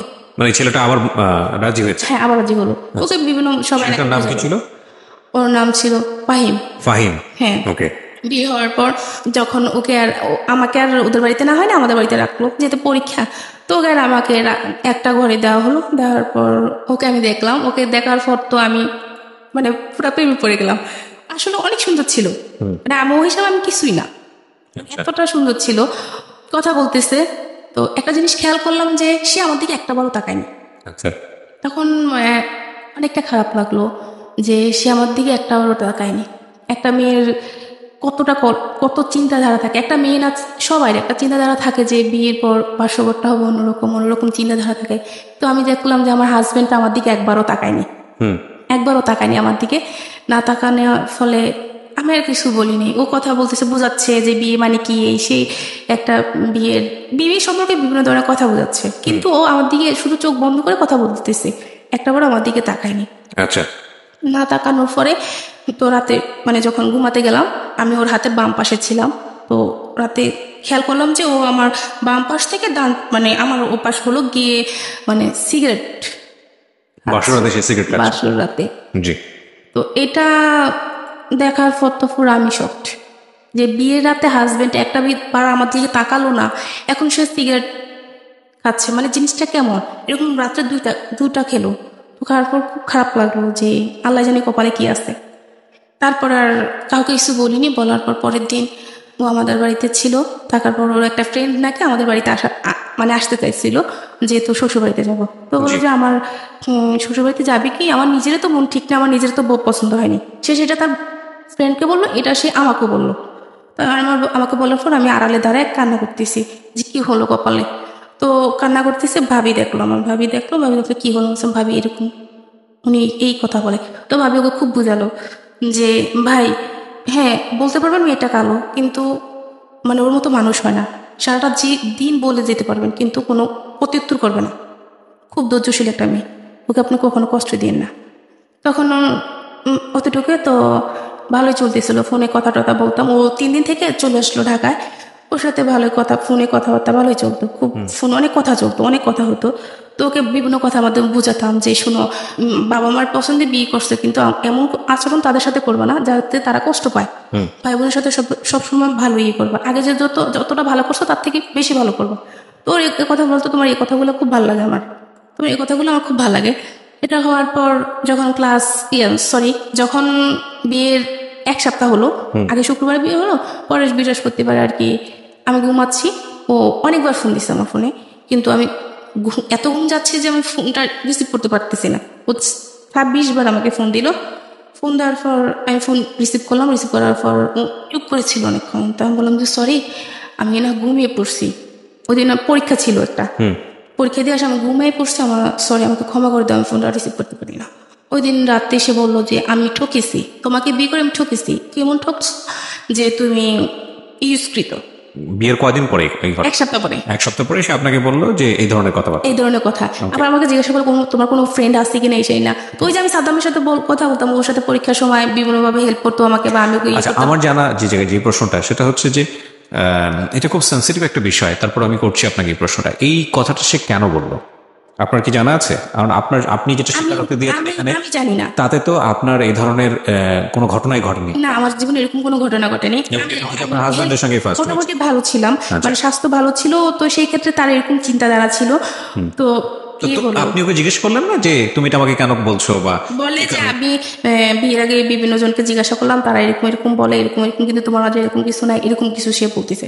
আচ্ছা, যেগুলো আপনার মধ্যে অ্যাবসেন্স ছিল সেই কারণে সে আপনাকে বলছে যে আসলে না, কিন্তু আমার সাথে আমার সেরকমই হয়েছে, আমি সেই কষ্টটা অনুভব করছি, আমার সেই জিনিসগুলাই হয়েছে, কিন্তু সে তো চলে গেছে, কষ্টটা আমি পাইছি, পরে বুঝতে পারতেছি আমার কতটুকু কষ্ট হয় সেটা আমি বুঝতে পারছি। সে তো চলে গেল পরের দিন সকালবেলা। আমি তো সামহাও সে আপনার মুভমেন্ট বা সবকিছু মিলিয়ে সে যেরকম গেস করেছে যে আপনার বিয়ের আগে অন্য কারোর সঙ্গে সম্পর্ক ছিল। হ্যাঁ, শারীরিক সম্পর্ক ছিল, একটা বিষয়। খুব সামাজিকতার জায়গা থেকে আমরা এই বিষয়গুলো নিয়ে কথা বলি না, আমাদের সমাজে এগুলো এক ধরনের ট্যাবু মনে করা হয়। কিন্তু একটা মেয়ের সংসার জীবন শেষ হয়ে যাওয়ার জন্য ভয়ঙ্কর রকম ভাবে এটা কিন্তু খুব সেন্সিটিভ একটা বিষয়। আপনারা আপনাদের জায়গা থেকে বিষয়টাকে বোঝার চেষ্টা করবেন। আমি জানি যে আজকে যারা জীবন গল্প শুনছেন তারা প্রত্যেকে নিজের জায়গাটা থেকে আজকের এই ঘটনাগুলোকে হয়তো নিজের জীবনের সাথে রিলেট করতে পারবেন। তারপর কি হলো, ও আমাকে এগুলো যখন বললো তখন আমি খুব কান্নাকাটি করলাম যে শুনো, এরকম কিছুই না, তুমি একটাবার বিশ্বাস করো আমাকে, বলতে তোমাকে আমি জীবনে বিশ্বাস করবো না। এগুলো বলার পর কি হলো, আমার পরীক্ষা শেষ হয়ে গেল। পরীক্ষা শেষ হওয়ার পর ওই যে ওর সাথে আমার চলতেছে, কথাবার্তা চলতেছে, মাঝে মাঝে ঝগড়া হচ্ছে, আর ফ্যামিলিতে ওর ফ্যামিলিতে খুব রাগ ভিড় করতেছে যে এরকম একটা মেয়ে আমার জন্য আনছেন, এত কালো মেয়ে, আমি সমাজে যেতে পারবো না, এই না সেটা খুব তাদেরকেও প্রেশারে রাখতো, আমাকেও রাখতো, ঝগড়া আমার সাথে করতো, তাদের সাথে করতো। এরকম করতে করতে পরে আমার পরীক্ষা শেষ হওয়ার পর এখন অনুষ্ঠান হবে, তো বললো যে আরো কয়দিন পরে যাই। আমি বলি যে কয়দিন বাড়িতে থেকে কি করবো, শ্বশুর বাড়ি থেকে কেউ আসা হুট করে নিয়ে যাবে, কিন্তু কোনো অনুষ্ঠান হবে না, এটা কোনো কথা হলো? আমার বিয়ে হলো, কিছু হবে না, এটা কি কেমন না? আমি ফ্যামিলিতে বড় মেয়ে, তার থেকে বলে আমি ঢাকা চলে যাই, মামার বাসায় গিয়ে বেড়াই, ওখানে চলে যাই। ওখানে গেলাম, ঢাকা চলে আসলাম, আসার পর ও আর মামার বাসা পাশাপাশি, যেতাম ওর কাছে, মানে এরকম হতো, তারপরও যেতাম ওর সাথে, আমার সাথে এমনিতে সবকিছু চলতেছে, কিন্তু এগুলো সে বলে যাবে। আচ্ছা, বিভিন্ন কলেজের নাম ধরে বলতো যে এইসব মেয়েরা যে খারাপ তুমি জানো? না, আমি কিভাবে জানবো? বলতো, মানে ও বিভিন্ন বিকৃত ভাবে কথা বলতো। তো আমি বলছি তুমি এগুলো কি বলো, আমি তো এগুলো জানি না। বলছে হ্যাঁ, তুমি ঢং করো না, তুমি এগুলো সবই জানো, তুমি ঢং করো, তুমি এগুলো সবই জানো। তো বলার পর আমি মানে কি করবো বুঝতে পারতেছি না, এগুলো নিয়ে প্রতিনিয়ত সমস্যা হচ্ছে, কাউকে বলতেও পারতেছি না। তো সে আমার একটা শারীরিক একটা দিক তুলে বললো তোমার এটা এরকম এরকম, কিন্তু একটা মানুষের এরকম না। আমি বললো হ্যাঁ লাইক এগুলো কি চলতেছে, আমি তো জানি আমি কিরকম। মানে এই বিষয়গুলো নিয়ে আপনি কোনো কথাই বলতেন না? হ্যাঁ, কাউকে কিছু বলতাম না। Okay. তো আমি বলার পর যখন ঢাকায় আসলাম, ঢাকায় আসার পর আমি আমার ছোট আন্টির বাসায় গেলাম। ছোট আন্টির বাসায় যাওয়ার পর আমি ছোট আন্টির কাছে শেয়ার করলাম জিনিসটা, যে আন্টি ও তো এরকম এরকম করতেছে, আমি কি করব? আন্টি আপনি কি দেখবেন আমাকে? মানে উপায় না পেয়ে তখন আন্টিকে বললাম আপনি আমাকে দেখবেন আমাকে, যে আমার আসলে প্রবলেম কি, আসলে মেয়েদের কি এরকম কিনা। ইটস ভেরি ডিফিকাল্ট একটা সিচুয়েশন প্রত্যেকটা মেয়ের জীবনে। এগুলো নিয়ে মানুষের মধ্যে কথা বলাটাও খুব ডিফিকাল্ট এবং খুব ভয়ঙ্কর রকমের মানে সাংসারিক অবস্থা দাঁড়ায় এই সিচুয়েশনগুলোর ক্ষেত্রে। যাই হোক, এই মেয়েটির ক্ষেত্রে কি হয়েছে আমরা জানি না, তারপরে কি হলো? তখন আন্টিকে আমি সবকিছু খুলে দেখালাম, আন্টি দেখেন যে আমি আসলে ভালো কিনা, আমি আসলে সত্যি ভালো মেয়ে কিনা, আমি আন্টি আমার সাথে এরকম কিছু হয়নি। তখন আন্টি বললো যে না তুই সম্পূর্ণ ভালো, তাকে হয়তো বা কেউ ভুল বুঝাইছে, সে হয়তো বা কারোর কাছ থেকে ভুল কিছু শুনছে। লেখাপড়া করা সে কিন্তু লেখাপড়া করতো না, আচ্ছা, করেনি, সে ক্লাস অনেক লেখাপড়া করা অনেক পাশ করা ছেলের মধ্যে এই ধরনের 5 পর্যন্ত পড়াশোনা করছে। এখন এরকম হওয়ার পর আমি তখন অনুষ্ঠান দিন নির্ধারিত করা হলো যে অনুষ্ঠান ঈদের পর অনুষ্ঠান করবে। তারপর অনুষ্ঠান হলো, অনুষ্ঠান হওয়ার পর ওদের বাড়িতে আমাকে নেওয়া হলো। নেওয়ার পর তো গিয়ে ওখানে গিয়ে প্রতিদিন আপনাকে চার্জ করতে এরকম যে তোমার কার সাথে সম্পর্ক ছিল আমাকে বলো? হ্যাঁ, মাঝে মধ্যে এরকম করতো। আচ্ছা, কয়েকদিন পর পর, কয়েকদিন ভালো থাকতো, কয়েকদিন পর পর এগুলো নিয়ে ঝগড়া হতো। তো অনুষ্ঠান করে ওদের বাড়িতে না হলো, ওদের বাড়িতে নেওয়ার পর তো ওদের বাড়িতে গিয়ে তো না আমি তো পুরা। আপনি উল্টো তাকে জিজ্ঞেস করতেন না যে তুমি? হ্যাঁ, একদিন বলছিলাম আমি, তুমি যে আমাকে জিজ্ঞেস করছো তার মানে তুমিও নিশ্চয়ই এরকম। হ্যাঁ, একদিন আমি বলেছিলাম এটা, যে তুমি যে আমার এরকম করতেছো, যে ভালো হয় সে ভালো মানুষকে বিশ্বাস, খারাপ মানুষকে বলে যে সে ভালো, সবাইকে ভালো মনে করে, এটাই যে খারাপ হয় সে সবাইকে খারাপ। তারপর কি হলো? বলে যে না আমি এরকম কিছু না, তুই খারাপ, এটা সে বললো। আচ্ছা, এই ধরনের কনফিউশন থাকলে আমি যেটা বলি যে সবাই একটু পড়াশোনা করেন। এগুলো জীবনের খুবই গোপনীয় বিষয়, কিন্তু খুব গুরুত্বপূর্ণ বিষয়। এগুলো নিয়ে সবাই একটু নিজে থেকেই পড়াশোনা করেন। আর দ্বিতীয়ত হচ্ছে যে এগুলোর ব্যাপারে সবচেয়ে ভালো এক্সপার্ট হচ্ছে নাকি doctor. So if you have any confusion in your personal life, then go to a doctor. ডক্টরের সাথে গিয়ে বিষয়টা নিয়ে কথা বলেন। এবং আমার মনে হয় যে বৈবাহিক জীবনে যদি এটা অ্যারেঞ্জ ম্যারেজ হয়ে থাকে, হ্যাঁ, তাহলে যেদিন থেকে বিয়ে করছেন সেদিন থেকেই আপনার জীবনটা শুরু হচ্ছে। তার আগে কে কি করেছে না করেছে সেগুলো নিয়ে টানা হ্যাচড়ার হিসাব যদি আপনার করতে হয়, তাহলে সেটা বিয়ের আগে আপনি করেন। বিয়ের পরে গিয়ে আপনি হিসাবগুলো নিয়ে কেন টানা হ্যাচড়া করবেন? তো নিজের জীবনটাই মানে অসুন্দর হয়ে যায়, নিজের জীবনটা অনেক বেশি কঠিনের মধ্যে পড়ে যায়। বলেন তারপর হলো কি, ওদের বাড়িতে গিয়ে আমার মানে ওদের চাল চলন আচার আচরণ মানে আমার কিছু ভালো লাগতেছে না। এরকম মানে একটা অজপাড়া গায়, মানে যে আগের সেই অনেক আগের যেই নিয়ম কানুন সেরকম আর কি, কেমন গালাগালি, কেমন চিৎকার চেঁচামেচি, মানে এরকম অসহ্যকর ব্যাপারটা, অসহ্যকর লাগতো। আমার ভালো লাগতো না ওদের ওখানে থাকতে, আমার কোনোভাবে ভালো লাগতো না। তারপর মানিয়ে নেওয়ার চেষ্টা করতাম। শ্বশুর শাশুড়ি দেবর ননদ সবাই ছিল, তাদের সাথে কোনো প্রবলেম হতো না। ওই মাঝে মধ্যে আর কি কথা শুনতে হইতো যে গেল, ওনারা ভাবতো যে ওনাদেরকে মানে কিছু করে তারপর আমাকে বিয়ে দেওয়া হয়েছে, ওনারা এইসব চিন্তা করতো আর কি। তো আরেকটা ছিল কি, আমার যখন মানে বিয়ের অনুষ্ঠানটা হয়েছিল তখন আমার ভাবি ওখানে ছিল না, অনুষ্ঠানের সময় ছিল না, এই কারণে আর কি আরো বেশি কথা শুনতে হইতো যে কেমন ফ্যামিলি, এই সে বড় বউ ছিল না, এটা নিয়ে মানে ভালো ননদ বলতে একভাবে, শাশুড়ি বলতে একভাবে, যে যা পাবে যেভাবে পারতো বলতো, আমি শুনে যেতাম, জাস্ট শুনে যেতাম, ওকে কিছু বলতাম না। ওকে বলবো কি, ও একদিন বলে দিছে যে ওর বাড়ি থানার পর যে আমার মা, আমার বোন, আমার ভাই খুশি, তুমিও খুশি, মানে ওরা খুশি তো আমিও খুশি, ওরা ভালো থাকবে তুমিও ভালো থাকবে, ওদের সাথে কোনো কিছু সিক্রেট করবো না কোনোদিন। আচ্ছা ঠিক আছে, ওনাদেরকে ভালো রাখাটাই আমার দরকার। মানে কেমন জানি আচরণ করতো, ননদ কি করতো সারাটা দিন ভালো, মানে ও চাইতো না আমার সাথে মিশতে, কিন্তু আমি চাইতাম মিশতে, আমি চাইতাম যে ভালো থাকি। ফ্যামিলিতে আমরা কয়েকটা মানুষ, সবাই যদি ভালোভাবে না থাকি তাহলে কিভাবে হয়, ভালোভাবে চলতে চাইতাম, কিন্তু মানে ও কিরকম জানি একটা আচরণ করতো আমার সাথে। তার কারণ পরে জানতে পারলাম যে ও যে আমার হাজবেন্ড ওদের সাথে রাত ভিপ করতো, যেরকম একটা মেয়ে আমাকে দিলেন, তো এরকম মানে এরকম ভাবতো। ওদের বাড়িতে গিয়ে দেখা গেল কি, আমরা কখনো পুকুরে গোসল করিনি, আচ্ছা কখনো পুকুরে গোসল করিনি। তো ওদের ওখানে গিয়ে গোসল করতে তো খোলামেলা জায়গায় গোসল করা হতো, মানে এটা আমি নিতে পারতাম না, এটা মানে কিভাবে সম্ভব, এগুলো পারি না। বা বাড়িতে বাথরুম বাসায় আসতে ঘরের কাছে আসতে, কিন্তু ওদের অনেকটা দূরে যেতে হতো, মানে এগুলো আমি পারতেছি না, ওগুলো মানায় নিতে আমার খুব কষ্ট হচ্ছে, খুব কান্নাকাটি করতাম আমি, কিন্তু কাউকে কিছু বলতাম না যে আমি কেন কাঁদি। আমাদের বাড়িতে আসলে যখন চলে আসতাম তখন মানে চিৎকার করে কাঁদতাম না, শুধু চোখের পানি ফেলতাম, আর আয়সা মানে রুমের ভিতরে বসে বসে কান্না করতাম, আচ্ছা মানে কি হচ্ছে এটা। তো এরকম হওয়ার পর চলতে থাকলো, চলতে থাকার পর আমার একটা প্রবলেম ছিল, সেটা হচ্ছে যে মানে মেনস্ট্রুয়েশনের সমস্যা ছিল আর কি, ঠিক মতন আর হতো না। তো এই জন্য আমি একটা ডাক্তারের কাছে গেলাম। মোটামুটি তখন এই যে আমার হাজব্যান্ড এরকম করতেছে, তাই আমি মোটামুটি একটু চিন্তা করতাম, এরকম করতে করতে মোটামুটি আমি অসুস্থ হয়ে যাচ্ছি। তো আমার যে ওই সমস্যাটা ছিল, তো এই জন্য আমি একটা ডাক্তারের কাছে গেলাম, আমাদের ওখানে ডাক্তারের কাছে গেলাম। আর যাওয়ার পর তখন আর ওই জিনিসটা মনে পড়লো যে আমার হাজবেন্ড যে এটা বললো আমাকে, আমি ডাক্তারের কাছে কিছু বলবো, মহিলা না পুরুষ ডাক্তারই। আচ্ছা তখন আমি মানে কিভাবে বলবো আমি একটা মেয়ে কিভাবে বলবো, মানে অনেক সংকোচ করে তারপর বললাম যে না, আমাকে বলতে হবে, আমার হাজবেন্ডের কে নিয়ে চলতে হবে আমাকে। এর মধ্যে কিন্তু ওকে আমি অনেক ভালোবেসে ফেলছি, আমার হাজবেন্ডকে অনেক ভালোবেসে ফেলছি। তো আমি কি করলাম, ডাক্তারকে বললাম আর কি। তো ডাক্তার বুঝতে পারেনি, তখন আমি একটা কাগজে কলমে এঁকে তাকে দেখালাম যে এরকম এরকম কিনা। তখন উনি বললো যে এটা কি বলো, এটা তো সবারই এরকমই হয়, আর আমার ওয়াইফ আমি আমি আমি বিয়ে করছি, আমার ওয়াইফের তো একই অবস্থা, এটা তুমি কি বলো, মানে শরীরের অন্য যে মানুষ ছোট বড় এরকম থাকে, এটা নিয়ে তো এরকম করার কিছু আসে যায় না।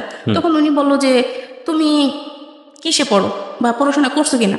তখন আমি বললাম যে হ্যাঁ, আমি ইন্টার কমপ্লিট করছি, এখন ডিগ্রিতে অ্যাডমিশন নিবো, এরকম চিন্তাধারা আছে। ওর কিন্তু পড়ানোর ইচ্ছা ছিল আমার হাজবেন্ডের, যে তোমাকে আমি পড়াবো। তোমাকে জিজ্ঞাসা করছি তুমি পড়বা কিনা, সে হ্যাঁ আমি পড়বো। তখন কি হলো, ও আমাকে পড়াবে, এখন ভর্তি হতে হবে।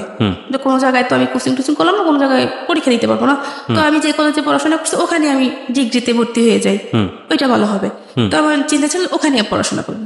এখন আমার হাজবেন্ডকে আমি ওই যে আমার যে বিয়ের আগে যে ফ্রেন্ডটা ছিল, বললাম যে ওর সাথে আমি কথা বলছি, ভাইয়া বললো যে কথা বলিস, ওকে ও বললো কি তোমার কোনো ছেলে বন্ধু আছে কিনা কলেজে, মধ্যে মানুষ অনেক কিছু থাকে। হ্যাঁ, আমার একটা ফ্রেন্ড আছে, সে আমার ক্লাসমেট হলো আছে, ভাই হলো আছে, ফ্রেন্ড হলো আছে, খুব ভালো, সেটা খুব ভালো, ওকে পরিচয় করে দিল। তো পরিচয় ও আবার বললো যে নিপাত তো মানে ঢাকাতে বা কুমিল্লাতে এইসব কোনো জায়গা ভালো জায়গা পড়াশোনা করার ইচ্ছা আছে, ওকে ভর্তি করেন, ওখানে ভর্তি করেন, আমরাও পড়াশোনা করবো। ওইটা শোনার পর আমার হাজবেন্ডের মাথায় কাজ করতেছে, কেন ওই ছেলেটা বললো, এটা বলার পর তখন আমার হাজবেন্ড কি করলো, সরাসরি আমার বড় মামির কাছে ফোন দিল আমাকে পড়াশোনার ব্যাপারে, যে বড় মামি ওকে কি করব, ওকে তো তাহলে একটা কাজ করে ওকে কুমিল্লাতে ভর্তি করে দেয়। আমার বড় মামিকে বলতেছে। তখন বড় মামি খুব রেগে গেল যে কেন কুমিল্লাতে ভর্তি করাবো তুমি ওকে, হয় ঢাকাতে ভর্তি করাবা, না যে কলেজে লেখাপড়া করছে ওখানে ভর্তি করাবা, তুমি কেন কুমিল্লাতে ভর্তি করাবা, এখনকার যুগ তো ভালো না, তুমি থাকবা ঢাকাতে, তোমার ফ্যামিলি থাকবে এক জায়গায়, ওর ফ্যামিলি থাকবে এক জায়গায়, ও থাকবে কুমিল্লাতে, এটা তো হয় না। ও যে অন্য কারোর সাথে চলে যাবে না, এটা তো কোনো কথা না, কারণ যেহেতু তুমি পড়াশোনা করো না, সে পড়াশোনা করতেছে, তখন ওর মাথায় অন্য কিছু কাজ করবে। আমার বড় মামি এটা বলতেছে, ওকে তুমি তোমার কাছে রাখো, আর নয়তো তুমি গ্রামে পড়া, যে কোনো একটা করো, ওকে এভাবে দেওয়া ঠিক হবে না। মামি ঠিক থেকে এটা বললো। তা আমিও চিন্তা করলাম যে হ্যাঁ এটাই ঠিক। তা আমি বললাম যে আচ্ছা, আমি যে কলেজে পড়াশোনা করছি ওখানে ভর্তি হয়ে যাই। তো ওখানে ভর্তি করবা না, ওদের ওখানে একটা কলেজে আমাকে মানে চাপ করতেছে, ওখানে ভর্তি হয়ে যাও। বাবাকে বললো যে দেখেন ও আমার বাড়িতে থাকতে হবে, আমি যে ওকে এখন ঢাকা আনতে পারবো না, আমার একটু প্রবলেম, তো একটা কাজ করেন, ওকে বলেন যে আমাদের ওখানে ভর্তি হইতে, সমস্যা কি, পড়াশোনা করলে কিছু সার্টিফিকেট তো একই, মানে এত কিছু চিন্তা করি না, ও যা বললো তার কথাই ঠিক আছে, ভর্তি হয়ে গেলাম। ওখানে ভর্তি হয়ে গেলাম, ডিগ্রিতে অ্যাডমিশন নেওয়ার পর অতটুকু ভর্তি হওয়ার ডেট আমার যতটুকু ছিল তার আগে আমাকে ভর্তি করে দিচ্ছে, যাতে আমি অন্য কোথাও ভর্তি না হতে পারি, মন মানসিকতা আমাদের চেঞ্জ না হয়, ওদের বাড়িতে আনার কিছুদিন পর আমাকে ভর্তি করা হয়। পড়াশোনা যখন আমি ভর্তি হয়ে গেলাম, তখন ওই ইয়েকে বললাম, আমি ওই ডাক্তারকে আমি তখন বলতেছি, ডাক্তার বলো যে তুমি কিসে পড়ো, তখন এখান থেকে আমি ইন্টারমিডিয়েট কমপ্লিট করে আমি ওখানে ভর্তি হলাম। তো বলো তুমি তোমার হাজব্যান্ড কতটুকু পড়াশোনা করছে, তা আমি আসলে বলতে পারবো না, আমি আদৌ বলতে পারবো না সে কিসে পর্যন্ত পড়াশোনা করছে। একবার শুনি 10, একবার শুনি 5, একবার শুনি 8, এরকমই শুনে আসলাম। এটা আপনাকে কি কারেন্টটা জানি না, এটা আপনাকে ওই ডাক্তারটা জিজ্ঞাসা করতেছে, কোন ডাক্তার, যে ডাক্তারের কাছে আমি গেলাম, আমি অসুস্থ হয়ে গেলাম, ওই যে আমার পিরিয়ডের সমস্যা ছিল, ওই ডাক্তারের কাছে গেলাম। তো তখন আমি ডাক্তারকে বললাম যে এরকম কোনো সমস্যা হয় কিনা। তো ডাক্তার আপনাকে জিজ্ঞেস করেছে হাজবেন্ড কিসে পড়ে, বলতে আসলে একটা কথা বললে ভালো হয়, এরকম মানে মন মানসিকতা মানুষের সাথে না থাকাটাই বেটার, এরকম চিন্তাধারা। আমি তো জানি এরকম কিছুই না। আমি ওদের বাড়িতে আসি বা আমাদের বাড়িতে থাকি, এরকম ভাবে চলতে থাকার পর 2013 সালের লাস্টের দিকে কি হলো, আমার নাক গলা প্রচুর ঠান্ডা লাগতো, প্রচুর ঠান্ডা লাগে থাকতো সবসময়, মানে গরম কি শীতকে প্রচুর ঠান্ডা লাগতো। পরে ডাক্তারের কাছে নেওয়ার পর জানতে পারলাম যে আমার মানে টনসিলের সমস্যা, আমার অপারেশন করতে হবে।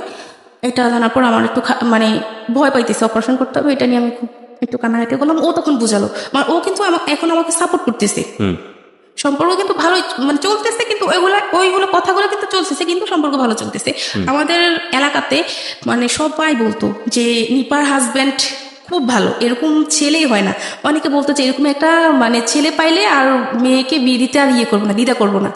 অনেক আয়সা বলতো আমার সামনে, তো আমি হাসতাম মোটামুটি, যে আমি জানি জিনিসটা মানে মানুষটা কিরকম সেটা আমি ভালো করে জানি।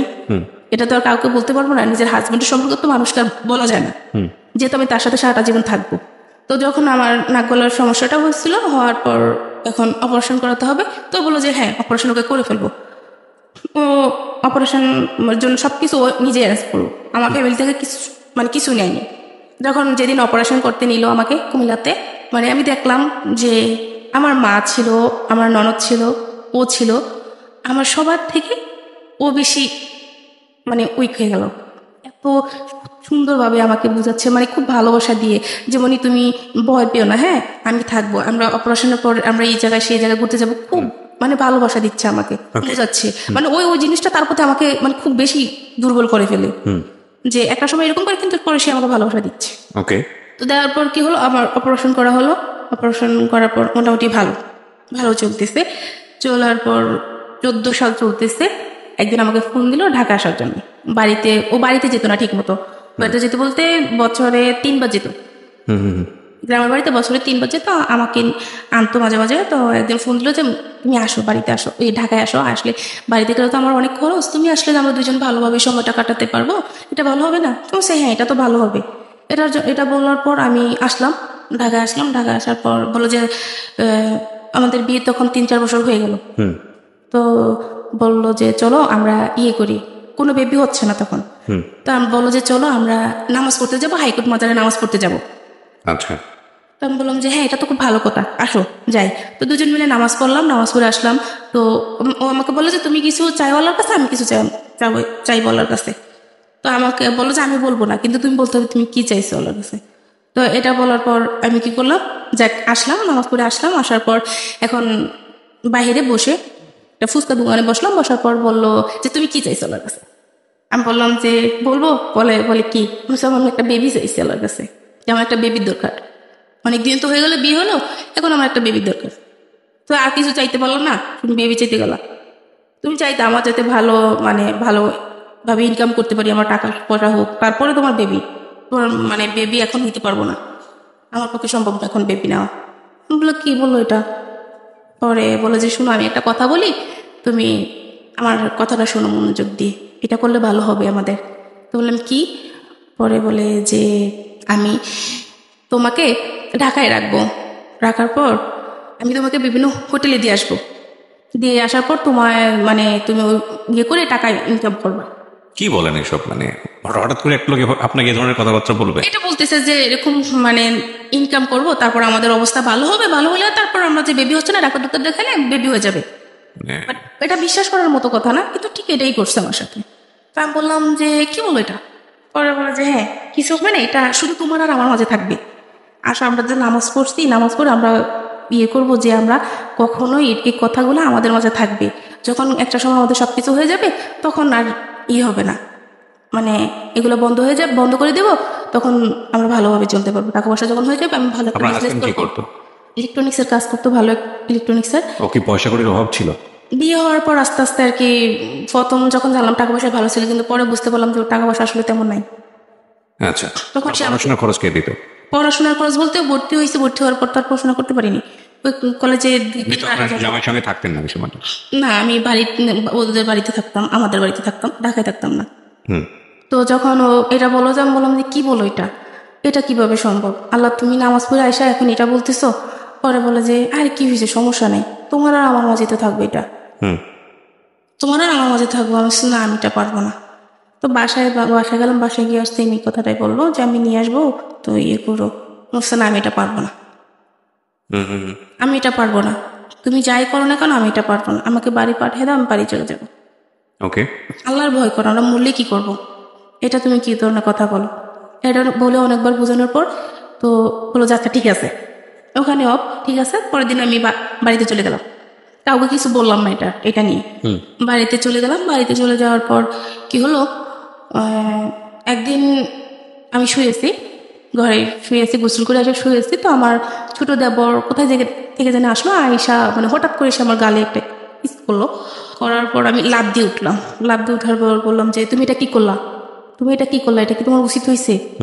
আমি সবাইকে এখন বলে দেবো। তো বললো যে ভাবি কাউকে কিছু বললেন না। এখন মানে আমি চিন্তা করতেছি কি করবো, ওকে বলবো না আমার শাশুড়িকে বলবো। এর আগেও মানে ইয়ে করতো, আসতো বসতো কাছে বা জড়িয়ে ধরার চেষ্টা করতো, বলছে এগুলো করো না, এগুলো ভালো না, আমি মাকে বলবো, এরকম বলতাম। তো হঠাৎ করে তো ওই দিন সে আমার সাথে সেই কাজটা করলো। করার পর কি করলাম, আমি মানে কাউকে কিছু বললাম না আর, মানে ভাবতেছি কি করব। তো কাউকে কিছু না বলার পর আমি আমাদের বাড়িতে চলে আসলাম। এখন ও বলতেছে যে আমি ওদের বাড়িতে যেতে আবার। যাওয়ার পর বললো যে আমি যাবো না। কেন যাবো না? যাবো না, খুব ঝগড়া হচ্ছে এটা নিয়ে, যাবো না।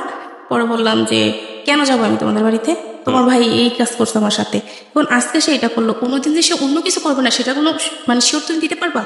এটা আমার বাবা শুনলো, আমার কাকা তখন এটা শুনলো। শোনার পর কি করলো, আমার কাকা তখন খুব রাগ করলো। ও যে আমি মেয়ে বিয়ে দিছি একজনের কাছে, আমার মায়ের সাথে এরকম কেন হবে, আমি এখানে মেয়ে দিব না, এখানে যত কিছু হোক আমার প্রয়োজনে যা করার লাগে আমি আমার মেয়েকে নিয়ে আসবো, আমি এখানে মেয়ে দিব না। এটা বলার পর ও শুনলো এগুলা, বাবা যখন এগুলো বললো ও শুনে ফেললো। ফোনের অপরপ্রান্ত ওগুলো শুনে ফেলার পর এখন ও বোঝালো যে থাক, যা হওয়ার হয়েছে তুমি বাড়ি চলে যাও, থাক এরকম করো না, মরি না, ভালোবাসা দিয়ে কথা বললো, ভুলে গেলাম। গেলাম ওদের বাড়িতে চলে গেলাম। এখন ওই যে বাবা এগুলো বললো, বাবাকে নিয়ে ওর চিন্তাধারা অন্যরকম হয়ে গেল। আচ্ছা, এখন আমাদের বাড়িতে আমাকে যেতে দিবে না। যখন বলতাম যে বাবার বাড়িতে যেতে, তখন যেতেন দিত না, কেন দিবা না, এই না সেই না, এটা বলতাম, চলছে যাওয়া লাগবে না, এই না সেই না। আবার যেতাম গেলে মানে ফোন দিত, যদি 1 মিনিট লেট হতো ফোন রিসিভ করার জন্য তখনই ধরতো, কার সাথে ছিলাম, ফোন ধরলা না কেন। রাতে ফোন যদি দিত, যদি আমি ঘুমাই থাকতাম ধরতে দেরি হতো, তো মানে ডাইরেক্ট এগুলো বলতো যে কয়জনের সাথে ছিলা, এই সেই।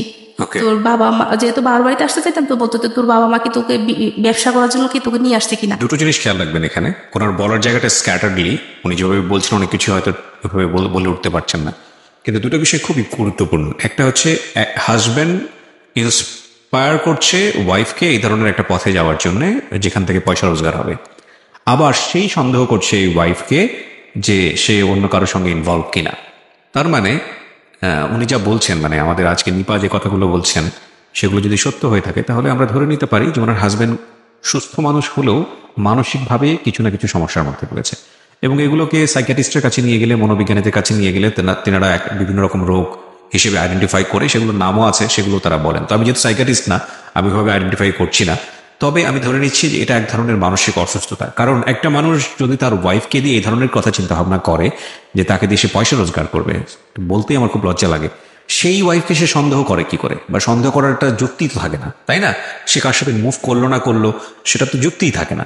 সো তার মানে ধরে নিতে হচ্ছে সে হাজব্যান্ড হিসেবে মানসিকভাবে সুস্থ না। তবে অদ্ভুত বিষয় হলো সত্য যে আমাদের প্রত্যেকের জীবনেই আমরা একটা সুস্থ সম্পর্ক চর্চা করার ক্ষেত্রে হাজব্যান্ড এবং ওয়াইফের জায়গাটি থেকে আমরা কোনো না কোনোভাবেই এইরকম ট্রমার মধ্যে আছি কিনা সেটা একটু হলেও ভেবে দেখা প্রয়োজন। আজকের গল্পটা কিন্তু সেদিকে ইঙ্গিত করছে। তারপর হ্যাঁ, খুব অকথ্য ভাষা গালিগালাজ করতো। আমি চাইতাম যে না ওদের বাড়িতে থাকবো, আমি আমার বাবার বাড়িতে থাকবো, ওখানে থাকলে ভালো লাগে, ওখানে ভালো লাগে না। তখন কি হলো, তো ও সন্দেহ করতে শুরু করলো যে আমার বাবার সাথে, যে তোর বাবার সাথে তোর অবৈধ কোনো সম্পর্ক আছে। কি বললো, উনি আমার বাবা মানে বাবা, আচ্ছা বাবা কি তোর কাকা, তোর তো আপন বাবা না, ভেরি ভেরি ইনটলারেবল, তো আপন বাবা না।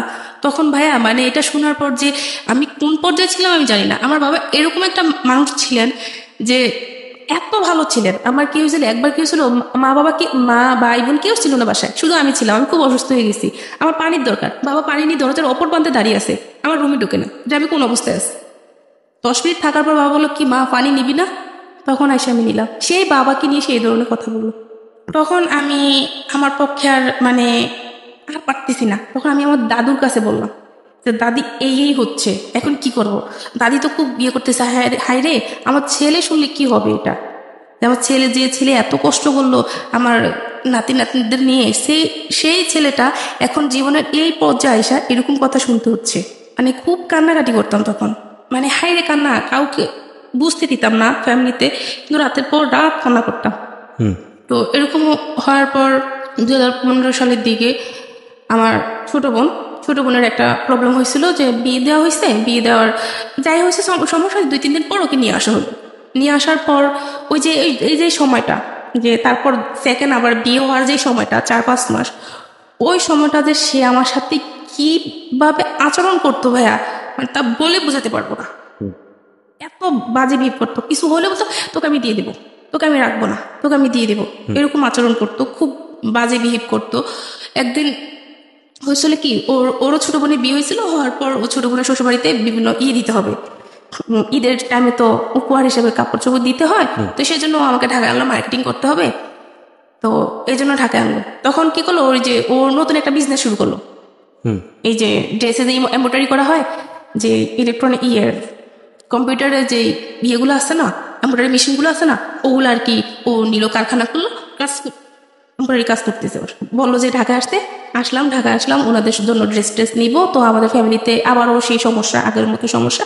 তো এখন আমার হাজব্যান্ড ওর বোনকে বলতেছে যে ভাই আমার শ্বশুরবাড়ি থেকে কাকে দেওয়া যায়, তো বললো যে একাকে দিস, তোর আমার মাকে বললো যে ওর মাকে একটা দিস, তো ওদের ফ্যামিলিতে তো একটা সমস্যা, এতে তো কিছু নিতে পারবে না, ভাইদের অনেক সমস্যা, এখন ওদেরকে একটা দিস।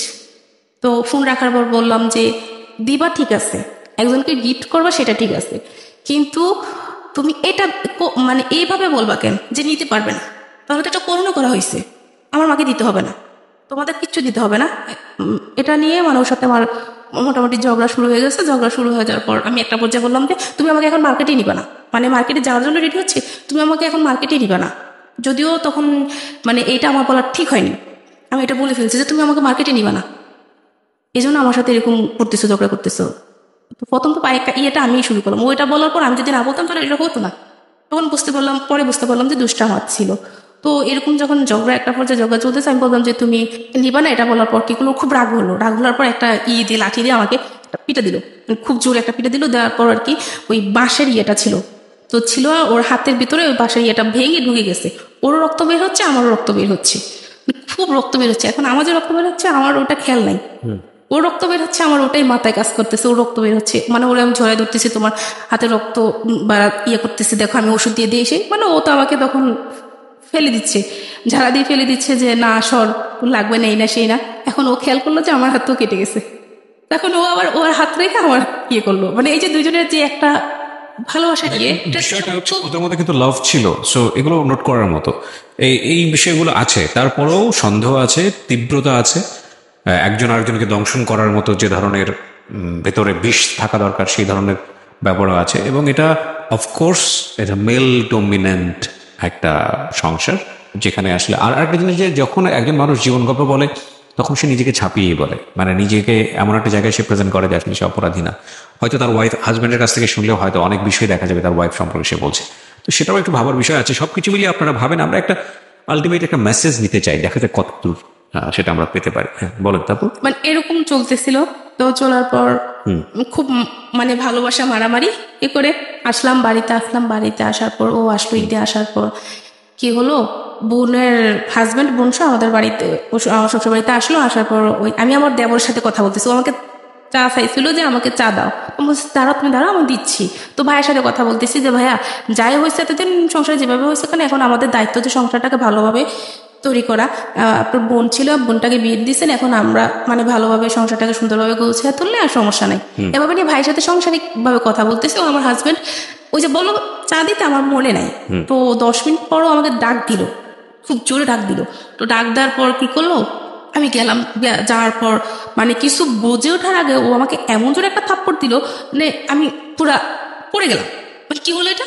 তো আমি তখন হাসতেছি, আমার চিন্তাধারা ছিল যে আমি এখন যদি মানে কোনো কিছু জোরে কোনো কিছু করি, তাহলে আমার ননদ আছেন, ওর হাজব্যান্ড আছে, ননদ আছে, ওর হাজবেন্ড আছে, ওরা যদি শুনে তাহলে ব্যাপারটা খারাপ দেখান, আমার ননদ কথা শুনতে হবে শ্বশুরবাড়িতে। আমি একটা মেয়ে হয়ে অন্তপক্ষে এটা পারবো না, আমার ননদ আমার সাথে যাই করুক না কেন বা ও যাই করুক না কেন।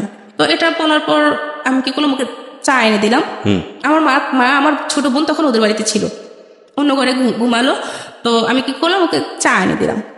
চা এনে দিলাম, ও কি করলো, হাত থেকে পিরিচ ছিল, পিরিচটা ফেলে দিয়ে গায়ের ভিতরে আমার চা ঢেলে দিল, গরম চা পিঠে ঢালার পর আর কি। তারপরে কিছু বলি না, তখন ওর পায়ে ধরে বসেছি যে জানে একটা কথাও বললো না, তুমি চা বলার পরে বললো ঘরে নতুন জামাই আছে, মানে এভাবে বলতিস ওকে, জান পাখি যা আছে ওকে এগুলো বলে। মানে তারপর শুনলাম, শোয়ার পর চোখ বন্ধ করলাম, কতক্ষণ পর আবার দেখি আমার গায়ে মারতেছে। মানে এতক্ষণ কিসের কথা, কিসের কথা বলতে কার সাথে? আমার দেবরের সাথে।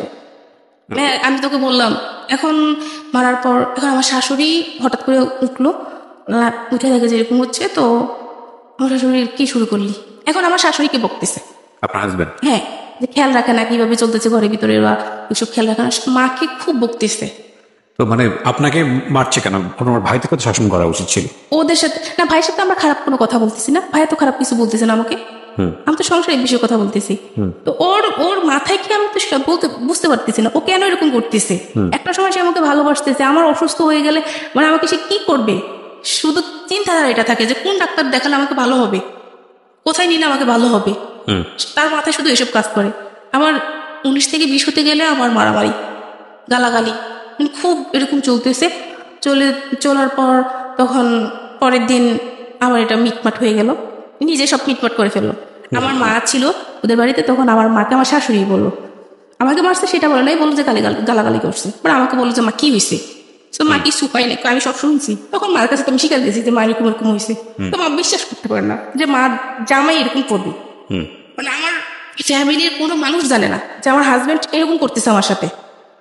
ছোট আন্টি একটু জানে, ছোট আন্টিকে একটু জানি, পরে ছোট বোনকে একটু বলতেছি, ওই সম্পূর্ণ বলতেছি না। তো এরকম চলতে থাকলো। তো একটা সময় কি হলো, ওই যে ওর চললো, মানে বিজনেসটা শুরু করলো। তো একদিন আমাকে ফোন দিয়ে বললো, 2016 সালের দিকে কোরবানি ঈদ ছিল, তার 2-3 দিন আগে, 3-4 দিন আগে আর কি। আমি ঢাকার সাথে দেখা বেড়ে আবার দেশে গেলাম, যাওয়ার পর ও ফোন দিল আমাকে। ফোন দিয়ে বলল একটা কথা। আমি বললাম যে কি, বলে যে মানে আমার যদি বিজনেসটা মানে একটু ভালো হয় তাহলে তুমি আমাকে হেল্প করবা। করবো না কেন, মানে ও বিজনেস করার জন্য আমি আমার ফ্যামিলি থেকে টাকা পয়সা এনে দিছি। যখন আমার ব্যবসাটা শুরু করে তখন আমার ফ্যামিলি থেকে টাকা পয়সা এনে দিছি। হ্যাঁ, তো এখন এনে দিলাম, এখন যদি সামনে কিছু লাগে, আমার যতটুকু লাগে আমি হেল্প করব। তো বললো যে অন্য উপায় কি? তখন বললো যে আবারও সেম সেটা, যখন বাহিরেতে, যখন আমাদের মিশন আরো বাড়াবো, তখন বাহিরে আমরা কাজটা মালটা সেল দিব, তখন যখন বাইরে আসবে তখন তাদেরকে খুশি করাতে পারবো না। কি বলতে চাও তুমি সেটা বলো। ওকে। তো বললে যে কেন বুঝো না? আমি বলছি যে আমার পক্ষে সম্ভব না। আমার ঘুরে ফিরে আপনাকে ওই জায়গাটায় নিয়ে যাওয়ার চেষ্টা করছে। তখন আমি ওর সাথে রাবিভ করলাম যে তুই কেন এরকম করতেছিস আমার সাথে, আর আমি কার জন্য করবো? তোর ভাই বোনের জন্য কেন করবো? আমি ওদের সাথে আমি কোনো অন্যভাবে চলতেছি না, তোর ভাই বোনের জন্য কেন আমি এটা করবো? আমার বাচ্চা আছে, আমি কাকে খাওয়াবো? আমার একটা বাচ্চাও নিতেছে না। বাচ্চা নেওয়ার কথা বলে যে এখন নেওয়া যাবে না। বাচ্চা নেওয়ার জন্য ফোন দিলে বলতাম যে আমার বাচ্চার দরকার এসে, তখন কি করতো, সে বলতো যে আমি পারবো না, বাচ্চা নিব, এখন নিতে পারবো না, এখন নিলে আমার ফ্যামিলি দেখবে কি? তোর বাচ্চা নিলে এখন আমার কিডনি বিক্রি করতে হবে, কিডনি বিক্রি করে তারপর আমার সংসার চালাতে হবে, আমি এখন বাচ্চা নিতে পারবো না, এসব বলতো। তখন এটা যখন এদিন এটা বলছো, ওর সাথে আমি খুব রাগ করছি, তুই গাড়ি করে কথা বলছি, মানে খুব ঝগড়া করছি ওর সাথে। আমি ঝগড়া করে তখন চিন্তা করলাম যে এখন কি করা যায়। তখন ঢাকায় যখন আসতাম না, তখন মাঝে মাঝে আপনার জীবনের গল্প আমি শুনতাম। আচ্ছা, জীবনের গল্প আমি শুনতাম। তো ওখান থেকে যে একটা কথা বলতে না, যে যা করবো মানে ভেবে চিনতে, একটা সিদ্ধান্ত নেওয়ার আগে ভেবে চিনতে সিদ্ধান্ত নিতে হবে, হঠাৎ করে কোনো সিদ্ধান্ত নেওয়া যাবে না। এইসব বলতেন বা আপনার কথার মানে বোঝানোর ইয়াটা আমার খুব ভালো লাগতো, শুনতাম।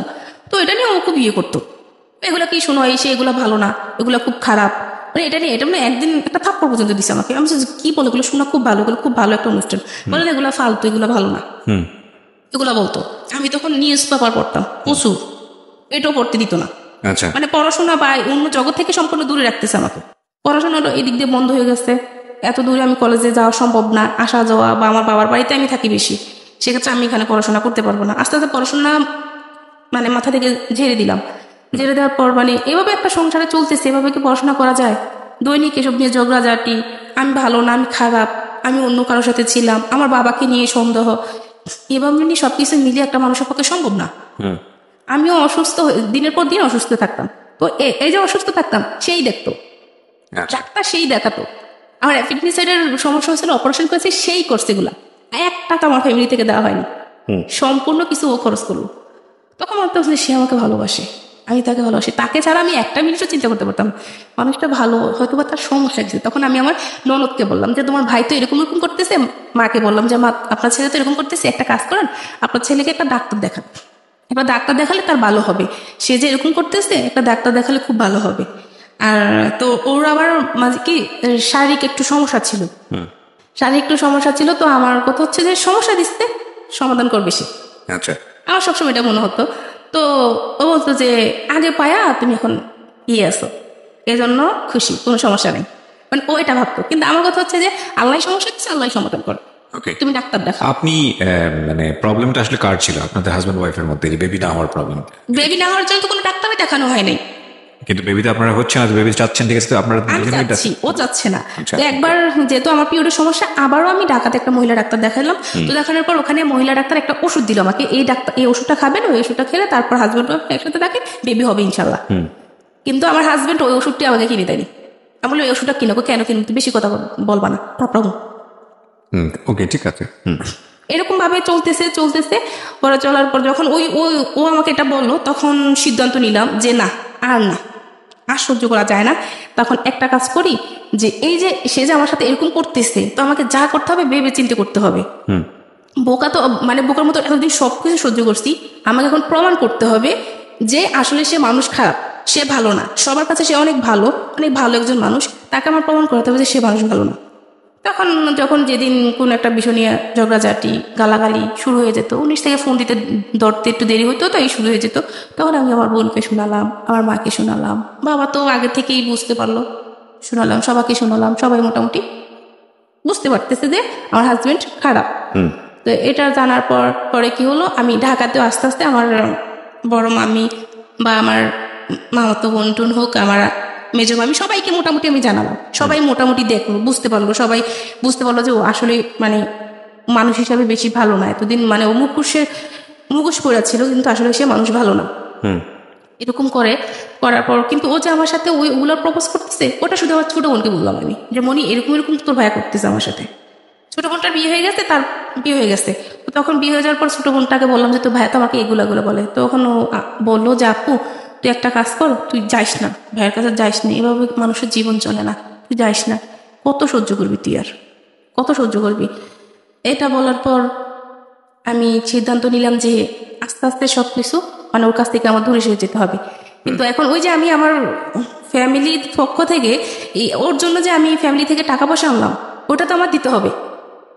তার আগেও সে টাকা পয়সা আনছে, ওই টাকাটাও এখনো দেওয়া হয় না। আমার নিজের রিক্সে যেটা আনলাম, আমার নিজের রিক্স নিয়ে মামির কাছ থেকে টাকা নিলাম, সেই টাকাটা তো আমাকে তাকে দিতে হবে। সবার টাকাটা বাদ যাক, আমি তো মামির টাকাটা নিতে হবে। তো এই কটা দিন আমি তার সাথে ভালো বাবু খাটে টাকাটা উঠে নিই, তারপর আমি যা করার করবো, সবাইকে তখন জানাবো। এটা হওয়ার পর আমি কি করলাম, যে চলতেছি। এখন ও ফোন দিত না। এখন একটা পর্যায়ে কি হয়ে গেল, ঠিক মতো ফোন দিত না। এই যে ঝগড়াঝাটি এসব চলতেছে, একটা সময় সে আমাকে ফোন দিত না। তো ফোন দিত না, তখন খারাপ লাগতো, ভালোবাসা মানুষটা ফোন দিচ্ছে না, মানে খুব খারাপ লাগতো। তো তখন আমি ফোন দিতাম যে জান তুমি ফোন দিচ্ছ না কেন? তো বললো যে তোর রূপ আছে না গুণ আছে, তো কোনটা আছে যে তোর সাথে আমি কথা বলবো? তোর রূপ আছে না গুণ আছে, কোনটা নিয়ে কথা বলবো তোর সাথে?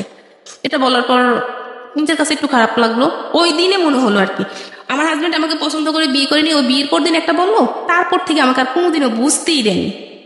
ও মায়ের সাথে বোনের সাথে যাই খারাপ ব্যবহার করতো, আমাকে কোনোদিন বুঝতে দেয়নি যে মানে সে আমাকে পছন্দ করেনি বা কালো বলে সে আমাকে কোনো অবহেলাই করেনি, এরকম কোনো কিছু বুঝতে দেয়নি। তখন যখন সে আমাকে এই কথাটা বললো, তখন আমি মানে অনেকটা খারাপ লাগলো আমার কাছে। তো খারাপ লাগার পর আমি আমাদের বাড়িতে আসলাম, আসার পর মাকে বললাম যে মা এরকম মানে আপনার জামাইতে এই কথা বলতেছে আমাকে। তো বলার পর মা বলে যে মানুষ না বর্তমানে কত কিছু ব্যবহার করে, তো এসব ব্যবহার কর, তুই দেখবি কষ্ট হয়ে যাবে। মা এগুলো কি বললেন, এগুলো তো ঠিক না, কয়দিন ব্যবহার করুন কালো হয়ে যাবে আবারও। তো তো মা কি করলো, একজনের কাছ থেকে পরামর্শ টর্শ নিয়ে তুই ব্যবহার করে গেলাম, তাকে এগুলো ব্যবহার করা শুরু করলাম। এগুলো ব্যবহার করা শুরু করলাম, মোটামুটি মানে ভালো ফল পাচ্ছি। তো এখন কি হলো দেখতেছি না, মানে ওর চিন্তাধারা এখন এরকমই, কোনো কিছু তো হলে বাবাকে নিয়ে সন্দেহ। আর ওই যে ওইটা বললাম, ওইটা এখন আপাতত তো হওয়ার পর আমি ঢাকায় আসলাম, একবার ঢাকা বেড়াতে আসলাম। আসার পর ও বলতেছে দেখো আমার মানে ওর সমস্যা, ও সেটা প্রকাশ করেনি বা বলতে চায় না। বলে চলো আমরা একটা কাজ করি, যে আমরা 2-3 মিলে কিছু করি। কি করবা? তোমরা বলো 2-3 মিলে কিছু করি, এটা তো মজা পাওয়া যাবে। এমনিতে ডাইরেক্ট বলতেছে, তুমি যেগুলো বলতেছো আমি তো এগুলো সবাইকে বলে দেবো, আমি তো আর ভিতরে রাখবো না এগুলা। তো বললে সমস্যা কি? কোনো সমস্যা আছে আমার? তোকে কে বিশ্বাস করবো? সবাই তো আমাকে বিশ্বাস করো, কেউ কেউ জানলে আমি জীবনও এটা করবো না। আমি বলবো তুই মিথ্যা কথা বলস। তো ওখানে আমি চিন্তা করলাম যে কথাটা ঠিক, কারণ ওকে সবাই খুব ভালোভাবে বিশ্বাস করে, ও এরকম মানুষই না, এরকম সবাই চিন্তা মানে করবে। এটা বলার পর তখন আমি ভাবলাম যে কি করা যায়, এখন কি করা যায়, না আর যাবো না। তখন ডিসিশন নিলাম যে আর না, আর যাবো না। তখন বাড়ি আসলাম, বাড়ি আসার কিছুদিন পর আবার ঈদ ঘনিয়ে আসলো। ও ঈদের সময় বাড়িতে গেল। বাড়িতে যাওয়ার পর দেখলাম যে একজন একভাবে, ও ওর মতো চলতেছে, আমি আমার মতো চলতেছি। মানে দুজনের প্রতি ওই কোনো ভালোবাসা, কোনো কিছু আগ্রহী নাই। মানে আমার দিক থেকে আগ্রহটা মোটেই নাই। আমার দিক থেকে আমি আগ্রহটা অনেকটা কমিয়ে দিয়েছি, যে না এই লোকটার সাথে আমি আর কোনোভাবে সম্পর্ক মানে সামনে আর আগাবো না। যে লোকটা মানে আমার সাথে এরকম করতেছে, করার পরে কি হলো, আমি ওর সাথে কি নিয়ে জানি খুব ঝগড়া হলো আমার সাথে। ঝগড়া হওয়ার পর আমি বাবার বাড়িতে চলে আসলাম ঈদের টাইমে। চলে আসার পর এখন ডিসিশন নিলাম যে আমি আর যাবো না, ওর ভাতটা খাবো না, এরকম চিন্তা করে সবাইকে বলে দিলাম। তো সব বলে কি হয়েছে, বললাম এরকম করতেছে, আমার পক্ষে সম্ভব, আমি তো একটা মানুষ। এই যে এত কিছু হচ্ছে ওর সাথে আমার সাথে, ওর ফ্যামিলির প্রতি কখনো আমার কোনো কর্তব্যবোধ, কোনো কিছু আমার কমতি নাই। তাদের সাথে আমার যা করা দরকার তাই করতেছি। আর এরকম করতেছি। তারপর আমি কি করলাম, বারবারই চলে যাওয়ার পর তো আমার বড় মামির সাথে কথা হলো যে এরকম চলে আসবো। তো মামি বললো যে আচ্ছা ঠিক আছে, তুই একটা কাজ কর, তুই ঢাকায় চলে আস। ঢাকায় এসে কদিন থাকা, আমাদের এখানে মানে তো সবাই চেনা তারা ছিল, কদিন ঢাকায় থাকলে মানুষের সাথে আস্তে চেঞ্জ হয়ে যাবে। রাগের সময় তো মানুষ এরকম হয়। তো ও ওদের বাড়িতে ছিল, আমি তখন ঢাকায় চলে আসলাম। ঢাকায় চলে আসার পর ওর সাথে আমার সাথে যোগাযোগ, 1-2 দিন ফোন দিয়েছিল, বলছিলাম যে তুই আমার ফোন দিবি না, মানে তুই তো করি করতাম তখন, তুই আমার ফোন দিবি না, তোর সাথে আমার কোনো কথা নেই, আমি তোর ভাত খাবো না। এগুলো ওর সাথে ফোন রেখে দিলাম। রেখে দেওয়ার পর ওর সাথে আমার সাথে কোনো যোগাযোগ নেই। তো মামার বাসায় গেলাম, মামার বাসায় গিয়ে চলতেছে এরকম। মামার বাসায় গিয়ে 18 দিন ছিলাম। 18 দিন থাকার পর আমার চিকুনগুনিয়া হয়েছিল।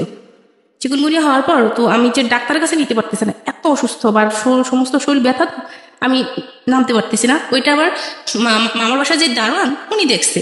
তো মামার বাসায় যে দারোয়ান, ওই দারোয়ান আবার ওকে চিনি, আমার হাজব্যান্ডকে খুব ভালোভাবে চিনি। তো চেনার পর ও লোকটা রাস্তা দিয়ে যাওয়ার সময় ওই লোকটা ডাক দিল, যে বললো যে ভাই এরকম ভাবি তো খুব অসুস্থ, ভাবি তো এরকম ঢাকায়, আপনি আসেন নাই যে ভাবি এরকম অসুস্থ। কি বললাম, বলছে হ্যাঁ, মানে ও তো ওই দিনই জানলো যে আমি ঢাকায়। এরা মাঝে কোনো কারোর সাথে কারো যোগাযোগ নেই, না আমার শ্বশুরবাড়িতে কেউ আমাকে ফোন দিচ্ছে, না আমার হাজব্যান্ড আমাকে ফোন দিচ্ছে। যখন ও জানলো, ও সাথে সাথে আসলো, সাথে সাথে আইসা না ও ফোন দিল। ফোন দেওয়ার পর তখন আমার বড় মাই ফোন রিসিভ করলো, বললো যে আচ্ছা ঠিক আছে তুমি আসো, দেখি কি করা যায়, আসো। এখন ও আসলো। আসার পর তো মানে ও আমায় দেখে আর কি কান্নাকাটি করতেছে, আমি খুব অসুস্থ হয়ে গেছি, ও খুব কান্নাকাটি করতেছে, তুমি এতদিন পর্যন্ত ঢাকায়, অথচ আমাকে জানালা নাই, না সেই না। তো আমার তো ওর সাথে খুব রাগ, তোর সাথে আমার কিসের কথা, আমি তোর সাথে থাকবো না, তোর সাথে আমার কোনো কথা নেই। তখন বড় মামি বললো যে এত কথা বলিস না, রুমে আস, বসা কথা বলি, দেখি কি হয়েছে তোদের। তো এটা নিয়ে কি করলো, সবাই মিলে বসলাম, আমি, বড় মামি, ছোট মামি ছিল, ছোট মামি আর একটা লোক ছিল, উনি সব বসলাম। তো বসার পর বললাম যে মামি আমার সাথে এরকম করতেছে, মানে এর সাথে কিভাবে আমি থাকি, মানে ওই যে যেটা করতে বলতেছে এটা বলি নাই, শুধু বলতেছি যে সে কাকাকে নিয়ে আমাকে নিয়ে সন্দেহ করে, আমি কিভাবে থাকবো বলেন ওর সাথে। তো এটা বলার পর আমার মামি তখন বলে কি বলে এটা তো, তখন শিখে গেছে হ্যাঁ আমি এটা বলছি, ওইটা করে, মামির কাছে শিখে গেছে এটা, হ্যাঁ ওটা করে। তখন আমার মামিও পুরো স্তব্ধ হয়ে গেল, সবাই উপস্থিত সবাই স্তব্ধ হয়ে গেল যে ওইটা কি বলে। মানে ফেরেশতা তুললে একটা মানুষের নামে সে কি বললো এটা? এটা বলার পর সবার মানে মাথায় ঠিক মতোই গেল যে এই জামাই ভালো হবে না, আর এই মেয়েকে এখানে রাখা যাবে না। তখন এখন সে খুব কান্নাকাটি করতেছে, আমার মা মেয়ের কাছে যাচ্ছে, আমার পায়ে পড়তেছে, আমার পায়ে ধরতেছে যে তুমি আসো, আমাকে একটা বার সুযোগ দাও, আমি ঠিক হয়ে যাবো, তুমি আসো। তো যখন এই 18 দিন ছিলাম না, তা 18 দিনের মাঝে আমার ফোনে একটা ইমুতে একটা ফোন আসতো, খুব ফোন আসতো। তো লোকটা আমাকে বলতাম যে ফোন দিয়েন না, বা আমার মামাতো বোন বা মামি সবাই শুনতো যে আমি লোকটা খুব বকা দিতাম। আমি ব্লক করতাম, ব্লক হতো না, মানে বুঝতে পারিনি ব্লকটা যে প্রোফাইলে গিয়ে ব্লক করলে ব্লক হয় এটা আমি বুঝতাম না, মানে ততটা ছিল না আমার। তো খুব ফোন দিচ্ছে, তখন ও আমাকে বুঝাচ্ছে আসো শোনা, এভাবে কেমনে হইব, আসো আমি এখন ডাক্তার দেখাবো, তোমাকেও ডাক্তার দেখাবো, আমিও ডাক্তার দেখাবো, আমরা বাচ্চা নিব, আমরা মানে সংসার করবো। তো আমি বললি যে তখন চিন্তা করলাম যে মানুষটা যে এত কান্নাকাটি করতেছে, তাহলে একটা কাজ করি, তাকে বলি যে আমাকে যে সে এত সন্দেহ করে, তাহলে তার কাছে আমাকে রাখো, সে আমাকে গাছতলায় রাখো, গাছতলায় থাকবো, সমস্যা নেই, তার সাথে আমি থাকবো। তো বললাম যে আমি তোমার কাছে থাকবো, আমাকে নিয়ে যে তোমার এত সন্দেহ, তাহলে আমি একা থাকবো না, আমি তোমার কাছে থাকবো, যাতে তোমার সন্দেহটা দূর হয়ে যায়। বলেছে আচ্ছা ঠিক আছে, আচ্ছা ঠিক আছে। তো যে রুম ছিল ওই রুম ভালো ছিল, আমি যতটুকু জানি যে রুমটা ভালো, 4 তলা রুম আছে, একটা রুম দুজন মিলে থাকবো, একটা রুম তো দুজনের জন্য এনাফ, দুজন মিলে থাকবো, খাবো, খুব ভালো, রাজি হলাম। তো ওকে তখন যখন আসবো তখন আমি ওকে বললাম আর কি যে শুনো, আমার ফোনে না মানে একটা নাম্বারে খুব ফোন আসতেছে, তুমি দেখো এটা দেখে আবার তুমি তো আবার সন্দেহবাদ মানুষ, আবার সন্দেহ করো না, এই নাম্বারে ফোন আসতেছে, তুমি আমাকে সন্দেহ করো না, মানে এরকম আমি ব্লক করতেছি কিন্তু ব্লক হচ্ছে না। তো আচ্ছা ঠিক আছে, সমস্যা নেই। তো এটা বলার পর ওর কাছে আসলাম, ওর বাসায় নিয়ে আসলো আমাকে, যখন কানাকাটি করে সবাই বোঝালো আচ্ছা ঠিক আছে যা, আসলাম ওর বাসায়। ওর বাসায় আসার পর আমার ছোট বোনের হাজব্যান্ড তখন বাইরে ছিল, তো ফোন দিত, আমার বোনের ফোন দিছিল, ফোন দিচ্ছে, কথা বুঝি না আমি। তো কি করলো, SMS করলো যে আপু আমি তো কথা বুঝতেছি না, তো আমি রাতে আপনাকে ফোন দিব। SMS করে লিখে দিল যে রাতে আপনাকে ফোন দিব। আচ্ছা ঠিক আছে, রাতে ফোন দিবে। ওইটা ওর হাতে বললো যে রাতে ফোন দিবে, ওর সাথে তোমার কিসের কথা রাতে? তোমার ছোট ভাই, কি বলো তুমি? ও ছোট ভাইরা তো এরকম করে সেরকম করে, মানে আবারও চিন্তাধারা অন্যরকম যে আমার বোনের হাজব্যান্ডের সাথে আমার কি সম্পর্ক, ও কেন আমাকে রাতে ফোন দিবে? এটা নিয়ে আমার গিনজিম, এই 2 দিন না হতে আবার গিনজিম শুরু হয়ে গেছে, কি যে একটা অবস্থা, ঝগড়াঝাটি। তো আমি বুঝাতে লাগলাম যে এরকম করো না, এসব চিন্তা ছাড়ো, এসব চিন্তা ছাড়ো, ভালো হয়ে যাও, ভালো হয়ে চলি, এটা ভালো হবে। আমি একবার চলে গেছি, তারপর আবার আনছো, এখন আবার এরকম করতেছো না, সে বুঝতেছে না। তখন আমিও খুব রাগ করলাম, রাগ করে ওর সাথে তুই করে আমিও ঝগড়াঝাটি করা শুরু করলাম, কেন এরকম করতেছিস তুই, মানে তুই করে কথা বললাম। তো দেখ ওখানে আবার শান্ত হয়ে গেল, আবার সব ঠিকঠাক। এখন জানি তো যে রুমে নিচ্ছে, কিন্তু ও রুমে না, ছোট্ট আরেকটা রুমে, বলতেছে ওই রুমে আমার সবকিছু আছে, এই রুমে আমি থাকবো, ওই রুমটাতে থাকতে ভালো লাগে না, আমি এই রুমে থাকবো। তো একটা কাজ করবো, তো 4 তলায় ছিল রুমটা, 2 তলায় রুমটা, এখন আবার 2 তলায় রুম নিচ্ছে, 4 তলায় অন্য 2জন থাকে। তো একটা কাজ করো, তুমি 4 তলায় গিয়ে রান্না করো। এখন কি হতো, 2 তলা থেকে 4 তলায় রান্না করতে যেতাম, আবার 4 তলা থেকে 2 তলা এসব ঘুমাতাম, মানে এরকম 2 তলা 4 তলা 2 তলা 4 তলা চলতো। থাকি না, সমস্যা কি? মানে এটা দেখি না মানুষটা ভালো হয় কিনা। তখন কি হলো, ওই যে বললাম ইমুতে একটা ছেলে আমাকে ফোন দিছিল, তো ওই ছেলেটা একজন ফোন দিল, ফোন দেওয়ার পর আমি বলতেছি দেখে আমি ব্লক করতে পারতেছি না, তুমি ব্লক করে দাও। আর যেহেতু ফোন দিচ্ছে, ফোন রিসিভ করার দরকার নাই, আমি তো লোকের সাথে কথা বলার কোনো দরকার নেই। তো এটা নিয়ে আবার ঝামেলা শুরু হয়ে গেল। তো ওই লোকটাকে ওই দিনে আমি কিভাবে জানি প্রোফাইলে গিয়ে আমি ব্লক করে দিলাম, শেষ। ওই দিনে ওই কাহিনীটা ওখানে শেষ, এটা নিয়ে ঝগড়া হওয়ার পর ওইখানে কাহিনীটা এটা শেষ। এখন কি করতো, রাতের বেলা আসতো, ঘুমাইতাম বা আমি শুয়ে থাকতাম, মানে হঠাৎ করে ওর কি মেজাজ খারাপ হতো জানি না, কোনো কিছু হইলে আমার আঙ্গুল দিয়ে খোঁচায় শরীরের ভিতরে খোঁচাইতো। ও মানে তুই কার সাথে কথা বলিস, কয়জনের সাথে কথা বলিস, মা তুলে গালিগালাজ করতো। ওকে, আমরা ইন ডিটেইলে না যাই, অশ্লীল কথাবার্তা বলতো। হ্যাঁ, এইসব তুলে গালিগালাজ করতো, আর মানে ইয়ে করতো, খুব বকাবাদ্য করতো। তো এরকম চলতেছে, এরকম অনবরত চলতেছে। চলার পর মানে কি করবো কোনো কিছু বুঝতে পারতেছি না। এদিক দিয়ে আমার যে কাকা খুব অসুস্থ হয়ে গেল, কাকার তখন ক্যান্সার ধরা গেল। ধরা খাওয়ার পর ওর মাথায় তখনও কাজ মানে জানে যে কাকার ক্যান্সার, ও মাথায় তখনও কোনো কিছু কাজ করে না যে এই মানুষটা ক্যান্সার, এই মানুষটা মারা যাবে। এখন এই মানুষটাকে নিয়ে কথা না বললে কি নয় না, ওর এখন এগুলোই বলতেছে, কাকাকে নিয়ে সম্পর্ক বা বোনের হাজব্যান্ড। এখন ওই যে ওগুলার অফার আর করেনি, ওই দিনকার পর থেকে ইয়ে করার পর রাগারাগি করার পর ওই ওই প্রপোজগুলো আর করেনি। তো এখন বাবা বাবা অসুস্থ, বাড়ি থেকে একটু ফোন দিতে পারতো না।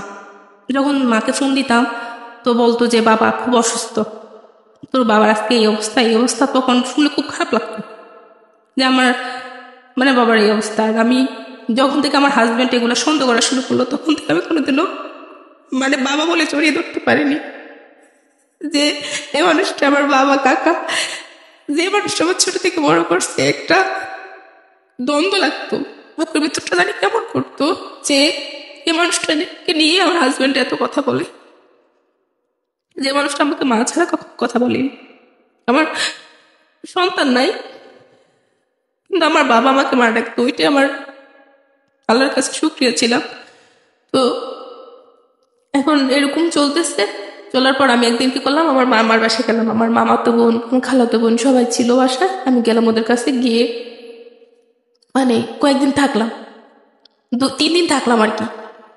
3 দিন থাকলাম। ওকে বললাম যে আমি থাকি, তো প্রথম দিল, কিন্তু পরে আসার পর আর কি এগুলো নিয়ে ঝামেলা করলো যে কেন ছিলি এই সেই, তোর কি খবর আছে যে আমি যে একটা মানুষ ছিলাম, খাওয়া দাওয়ার কষ্ট হচ্ছে, তোর কি এটা খবর ছিল? এটা নিয়ে আর কি ঝগড়াঝাটি হলো। ও করলো আমার সাথে, আমি করলাম যে তুমি কি কইতে চাও এইসব। মানে এখন তো আমি পুরোপুরি ওর থেকে মানে দূরে চলে যাচ্ছি, যে এই মানুষটার সাথে আমি থাকবো না, এই মানুষটার সাথে আমি থাকবো না। যতই সুযোগ দিয়ে যাই করি না কেন, এই মানুষটার সাথে আমি মন মিশিয়ে আমি চলতে পারবো না।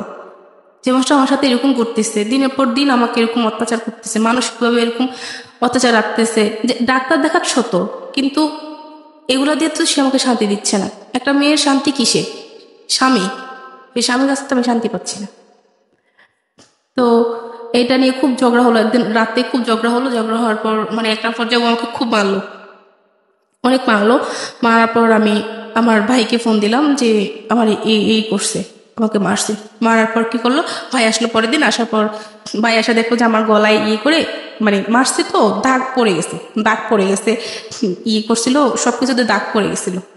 তো যখন ভাই বললো যে এগুলা কেউ বললো যে ভাইয়া ওর তো আসলে অ্যালার্জির সমস্যা, এই কারণে এরকম। আমি কিচ্ছু করিনি। মানে ও যে একটা মারতো, ও বলতো যে আমি একটা থাপ্পড় দিছি। এখনো পর্যন্ত স্বীকার যায় যে আমি একটা থাপ্পড় দিছি। ও আমি কখনো ওকে মারিনি। আমি বললাম যে আমি চলে যাবো, তা আবার বাড়িতে চলে গেলাম। বাড়িতে চলে যাওয়ার পর এখন আমার শ্বশুর, শাশুড়ি, ননদ, দেবর সবাই বুঝাচ্ছে যে আরেকটা সুযোগ দেওয়া, আসো। ও কান্নাকাটি করতেছে, দেখো তুমি ছাড়া আমার কেউ নাই, আমি ভুল করছি, আমাকে ক্ষমা করে দাও, তুমি আসো। তখন পুরোপুরি ভাবলাম যে ওর মাথায় আসলে সমস্যা আছে। এই যে এই করতেও সমস্যা করে না, আবার এরকম করতেও সমস্যা করে না। আমার শাশুড়িকে, ননদকে সবাইকে আবারও বললাম যে ওকে ডাক্তার দেখান। আমি তো দেখাতে পারবো না, আমি দেখাতে গেলে আবার অন্যরকম করবে, ভাববে যে আমি অন্য কিছু করতে চাইতেছি। ওকে ডাক্তার দেখান, ডাক্তার দেখালে ভালো হবে। এটা বলার পর এখন আমার শ্বশুর বলতেছে না, আমরা এই মানে আমি যখন বলতেছি আমি যাবো না, আমি যখন বলতেছি আপনার ছেলে এরকম এরকম এরকম করতেছে, মানে যখন গাড়ি গুলো সব বলে দিচ্ছে যে এরকম এরকম গাড়ি দেয়, আমি কিভাবে থাকবো। পরে উনি বললো, ওকে চাপ দিল যে এই বউকে যদি না রাখিস তাহলে তোকে বাড়িতে উঠতে দিব না, আমি এই বউকে চাই। তো শ্বশুর বাড়িতে মোটামুটি খুব ভালোই ছিল, শ্বশুর খুব আদর করতো আমাকে। তো এটা বলার পর ও আবার বোঝালো যে তোমার জন্য আমি আবার করবো, মানে বাবার বকা শুনলাম, আইসা যাও। এখন একদিন মেজো ভাই বলতেছে মাকে যে ওকে করেন, পাঠায় দেন। তা আমি বুঝতেছি না, আমি যাবো না। তখন মেজো ভাই বলতেছে ও কেন, কি করবে না, এসে কি করবে, মেয়েদের জীবন এরকম, এটাই ভাবতে হবে। এরকম করে মানে কতদিন। এখন কিন্তু আস্তে আস্তে মাকে ওসব বললাম, আমি খুলে বললাম যে মা এরকম এরকম করতেছে, ওইরকম এরকম বলতেছে, আমি কিভাবে যাবো ওখানে, কিভাবে থাকবো। তো মা এক মুখে বলে যে যা, আর এক মুখে বলে যে যাস না, এরকম মানে মা এরকম বলতেছে, কি করবে, মাও বলতেছে না। তো এখন আমি সিদ্ধান্ত নিলাম আমি আসবো না ওর কাছে। তখন মা মেজো ভাইকে মা বলতেছে, তো ওর মনে হয় আমার ছোট মেয়ের সুখটা সহ্য হচ্ছে না, মা এরকম কিছু বলতেছে যে ওর জন্য আমার ছোট মেয়ের সুখটা নষ্ট হবে। মা যখন এটা আমাকে বললো, তো বলার পর আমি অনেকটা কষ্ট পেলাম যে মা এটা বলতে পারলো, ঠিক আছে আমি চলে যাই। পরে আবার চলে গেলাম, আবার ঢাকায় চলে আসলাম। আসার পর চলতেছে। তো এর মাঝে একদিন কি হলো, আমি ওর সময় বাড়িতে আসলাম ঈদে। আসার পর আমি যেহেতু একা থাকি, সবসময় একা থাকি, বাচ্চা কাচ্চা নাই, তো সেই ক্ষেত্রে কি করলো, নিজে আমাকে ফেসবুক আইডি খুলে দিল যে এটা চালাও, মন ভালো থাকবে। তো আচ্ছা, আমি ফেসবুক আইডি খুলে দেওয়ার পর মানে কারোর সাথে তেমন কথা হতো না। আর কেউ মেসেজ করলো বলে দিতাম যে আমি বিবাহিত, আমার হাজবেন্ড আছে, মানে বলে দিতাম। তাহলে আর কেউ কথা বলবে না, আর কেউ কথা বললে ফ্রেন্ডলি কথা বলবো, এর থেকে বেশি কিছু না। আমি তো ওকে ছাড়া কোনো কিছু চিন্তা করতে পারি না। ওকে ছাড়া কোনো কিছু চিন্তা করা মানে আমার মনে হয় যে আমি মরে গেছি, এরকম লাগতো আমার কাছে। তো কি হলো, একদিন একটা ছেলের সাথে আমি কথা বলতেছি, হাই হ্যালো দিক বলতেছে যে কেমন আছো কি সে, আমিও বলতেছি ভালো আছি। তো বলার পর ও দেখতেছে, আমি জানি না ও যে দেখতেছে, ও দেখতেছে। দেখার পর কি করলো, ও আসলো, পেছন থেকে আসলো, আইসা আমার হাত থেকে ফোনটা নিয়ে গেল। তো আমার কথা হচ্ছে যে ও জানলে এখন এগুলো নিয়ে খুব ভেজাল করবে, কার সাথে কি বোঝে না বুঝে সেটা সে বলবে না, সে উল্টা পাল্টা চিন্তাধারা কইরা মানে খুব ভেজাল করবে। তো ওটা ফোন নিয়ে টানাটানি করতেছে, তুমি ফোন দাও। বলছে না, তুই কার সাথে কথা বলিস, তোর ফোন দিব না। তো বলছে ফোন দাও তুমি। তো বলতেছে না, ফোন দেওয়া যাবে না। এটা নিয়ে ওর সাথে আমার সাথে মানে ছেলেটা কে ছিল? ছেলেটা ফেসবুক ফ্রেন্ড। তো আপনি তো জানেন আপনার হাজবেন্ডের এরকম একটা সমস্যা আছে, এরকম সমস্যা আছে, তারপর আমার মাথায় তো কিছু কাজ করতেছে না। মানে ওই যে সময় যাচ্ছিল না, ওই আগে বিয়ে হচ্ছে তো এখন ফ্রেন্ড আসতে মাঝে মধ্যে নক করতো, মানে অত অভিরত কথা বলতো না। ঠিক আছে, তারপর কি হয়েছে? তো এটা দেখার পর ছেলেটা হিন্দু ছিল, তো জানার পর ও তো চিন্তাধারা অন্যরকম। ও তো ওর মাকে দেখালো, দেখেন মা ছেলেটা দেখেন আপনার বউ এরকম করতেছে সেরকম করতেছে, এই জন্য তো আপনার বউ চলে যাবে, এরকম চিন্তা করতেছে, ওরে নিয়ে আজকে বসবে, এই করবো সেই করবে, এই করে সেই করে নিয়ে মানে আওয়াজ শুরু হয়ে গেল, মানে গলা টিপি দিয়ে ফেলে দিছিল, মারামারি করতেছে। পরে আমার শ্বশুর একসাথে ধরলো যে এরকম করতেছিস কেন, দে আমার কাছে ফোন দে, কি হয় দেখবো, আমি দেখবো। পরে এটা নিয়ে আর কিছু বলে নেই, ও চলে গেল, বাজারে চলে গেল। আবার আসলো, আয়সা বলে ঠান্ডা মাথা বলতেছে, বলো এগুলো কে ছিল, ছেলেদের সাথে তোমার কি সম্পর্ক? আমি জাস্ট ফ্রেন্ড, আর কিচ্ছু না, তুমি শুধু নাম ভুলবে তো না, জাস্ট ফ্রেন্ড, এর থেকে আর বেশি কিছু না। তো বলতেছে না, ওর সাথে তোমার অন্য কোনো সম্পর্ক। আচ্ছা ঠিক আছে, তাহলে ব্লক করে দাও। তাহলে তো হয়েছে। তো আচ্ছা ঠিক আছে, ব্লক করে দিছি। ও ওখানেই শেষ, ব্লক করে দিছি। এখন এটা নিয়েও কি করতো, রাতে এটা নিয়েও কথা তুলতো, বিভিন্ন সময় মেজাজ করা থাকতো যে ও ফ্যাক্টরিতে ফোন দিত, ওর ভাই থাকতো না ফ্যাক্টরিতে, ভাই থাকতো না, পাইতো না। তো না পাইলে কি করতো, ওর ভাইকে যদি না পাইতো ওই ঝালটা আমার উপর উঠাইতো, ওর রাগটা আমার উপর উঠাইতো। এটা নিয়ে এরকম ঝামেলা হচ্ছে দিন এর। তারপর আবার ঢাকায় চলে গেলাম, ওই ইয়ের পর তারপর দিন ঢাকায় চলে গেলাম, চলে আসলাম। চলে আসার পর তো এভাবে চলতে থাকার পর 2018 সালের দিকে আমি যখন ওকে বাচ্চার কথা আবারও বললাম, তো বলে যে এখন তো টাকা পয়সা হাতে নেই, টাকা পয়সা হাতে আসুক তারপর আমরা ডাক্তার দেখাবো। তো আমি বলি যে আচ্ছা ঠিক আছে। এটা বলে আমি আমার নানুর বাসায় বেড়াতে গেলাম কারণীগঞ্জে। ওখানে যাওয়ার পর আমি একটা চাকরির অফার পেলাম। চাকরির অফার পাওয়ার পর যে চাকরিটা করব, ওনাদের সাথে আমি কথা বললাম, ওনারা বললো যে আচ্ছা ঠিক আছে নিব। তো ওকে আমি ফার্স্ট বললাম, আর ও বললো যে ঠিক করছে, আর তুমি করবো, আচ্ছা তার তো ভালো হয়েছে, মিষ্টি খাওয়াই সেই মানে হাসি খুশি। তো আমি ভাবছি তো তো রাজি হয়ে গেছে। আমার কাছে আমার সবসময় কাগজপত্র আমার সাথে থাকে, আমি বললাম কাগজপত্র সব কিছু জমা দিয়ে দিলাম, মানে চাকরি করবো আমি। যে পরে ওকে আমি বুঝে বললাম, শোনো যেহেতু তোমার কাছে টাকা পয়সা নাই, তো আমি তাহলে 2 বছর চাকরি করি, 2 বছর চাকরি করে টাকা পয়সা যা জমিয়ে তারপর আমরা ভেবে নিব, ডাক্তার দেখাবো। তুমি এদিকে তুমি করে তুমি তোমার সংসারটাকে গড়ে তোলো। তা এটা বলছি, আচ্ছা ঠিক আছে। এখন কাগজপত্র জমা দিতে গেছে, তখনও কিছু বললো না। যখন আমি ওই অফিসে গেলাম, হেড অফিসে না, আরেকটা ব্রাঞ্চে গেলাম, তারপর ওনারা কি বললো যে আপনার হাজব্যান্ডের সাথে কথা বলো। আচ্ছা ঠিক আছে বলুন। আমি তো জানি আমার হাজব্যান্ড বলছে আমাকে, তো আমার হাজব্যান্ডের সাথে কথা বলতে দিয়েছে। ও বললো যে আমি জানি না, ওর ফ্যামিলি জানে, ওর ফ্যামিলি যদি ওকে চাকরি করতে দেয় তাহলে আমার সেটা জানার বিষয় না। এটা বলার পর উনি বলতেছে আপনার হাজব্যান্ডের সাথে কেমন আপনার দূরত্ব আছে? না দূরত্ব নেই। তাহলে সে এটা বললো কেন? আচ্ছা ঠিক আছে, সমস্যা নেই, আপনি চলে যান, চলে গিয়ে ওনাকে বুঝান, সমস্যা নেই, হ্যাঁ আমরা আপনাকে ফোন দিব। তো এটা বলে আমি বাসায় গেলাম। বাসায় গিয়ে ওর সাথে মানে আমি খুব রাত বিহেভ করলাম। আমি নিজে যে তুই এটা বললি কেন, আমি তো ভালোই চাচ্ছি, যে তোর যে টাকা পয়সা নাই, তুই যে বাচ্চা কাচ্চা নিতে পারবি না, তাহলে আমি টাকা জোগাড় করে আমি ডাক্তার দেখাবো, তুই এটা বললি কেন? এটা নিয়ে ওর সাথে আমার মানে খুব ঝগড়া হচ্ছে। হওয়ার পর কি করলাম যে দেখ আমি থাকবো না, আর আমাকে রাখতে পারবি না, এতদিন এত কিছু হয়েছে, আর রাখতে পারবি না, এটা করে আমি চলেই আসবো, যা তোকে এখান থেকে আমি ডিভোর্স দিয়ে যাবো। তো ও দুজনে মিলেই ঝগড়া করতেছি। তো করার পর কি হলো, কি বলছে আচ্ছা ঠিক আছে আয়, তুই আমাকে ডিভোর্স দিবি, তো আয় আমার সাথে আয়। তো আমি কি করছি, সত্যি সত্যি ওর সাথে বেরিয়ে গেলাম। বাইরে যাওয়ার পর কি করলো, ওর একটা ফ্রেন্ডের বাসা নিয়ে গেলো। আমি আমার মেজো ভাইকে বললাম যে ওর ফ্রেন্ডের বাসা আমাকে নিয়ে যাচ্ছে, আমরা আজকে মানে আলাদা হয়ে যাবো। তো এটা বলার পর আমার ভাই তো মানে ভয় পেয়ে গেল যে ওর ফ্রেন্ডের বাসা কেন নিবে, এটা মানে ভয় পাওয়ার পর ভাই করলো আমাদের আত্মীয় স্বজন যাচ্ছে সবাইকে জানালো যে এরকম আমি একটা জায়গায় যাচ্ছি, যদি কোনো সমস্যা হয় তাহলে আমি ফোন দিব। এটা বলে ওর ফ্রেন্ডের বাসায় গেলাম, দেখলাম যে না স্বাভাবিক কোনো ফ্যামিলি বাসা যাওয়ার পর ওরা আমাকে বোঝালো যে এভাবে এরকম করেন না, নিয়ে আসলো যে ভাই দেখেন ও এরকম পাগলামি করতেছে, তো বুঝালো। তখন ভাইয়ের কাছে বললাম যে ভাইয়া ও আমার সাথে এরকম এরকম আচরণ করতেছে, এরকম মানে ঝগড়াঝাটি করতেছে, সন্দেহ করতেছে, এভাবে কিভাবে সম্ভব, আমি এভাবে পারবো না।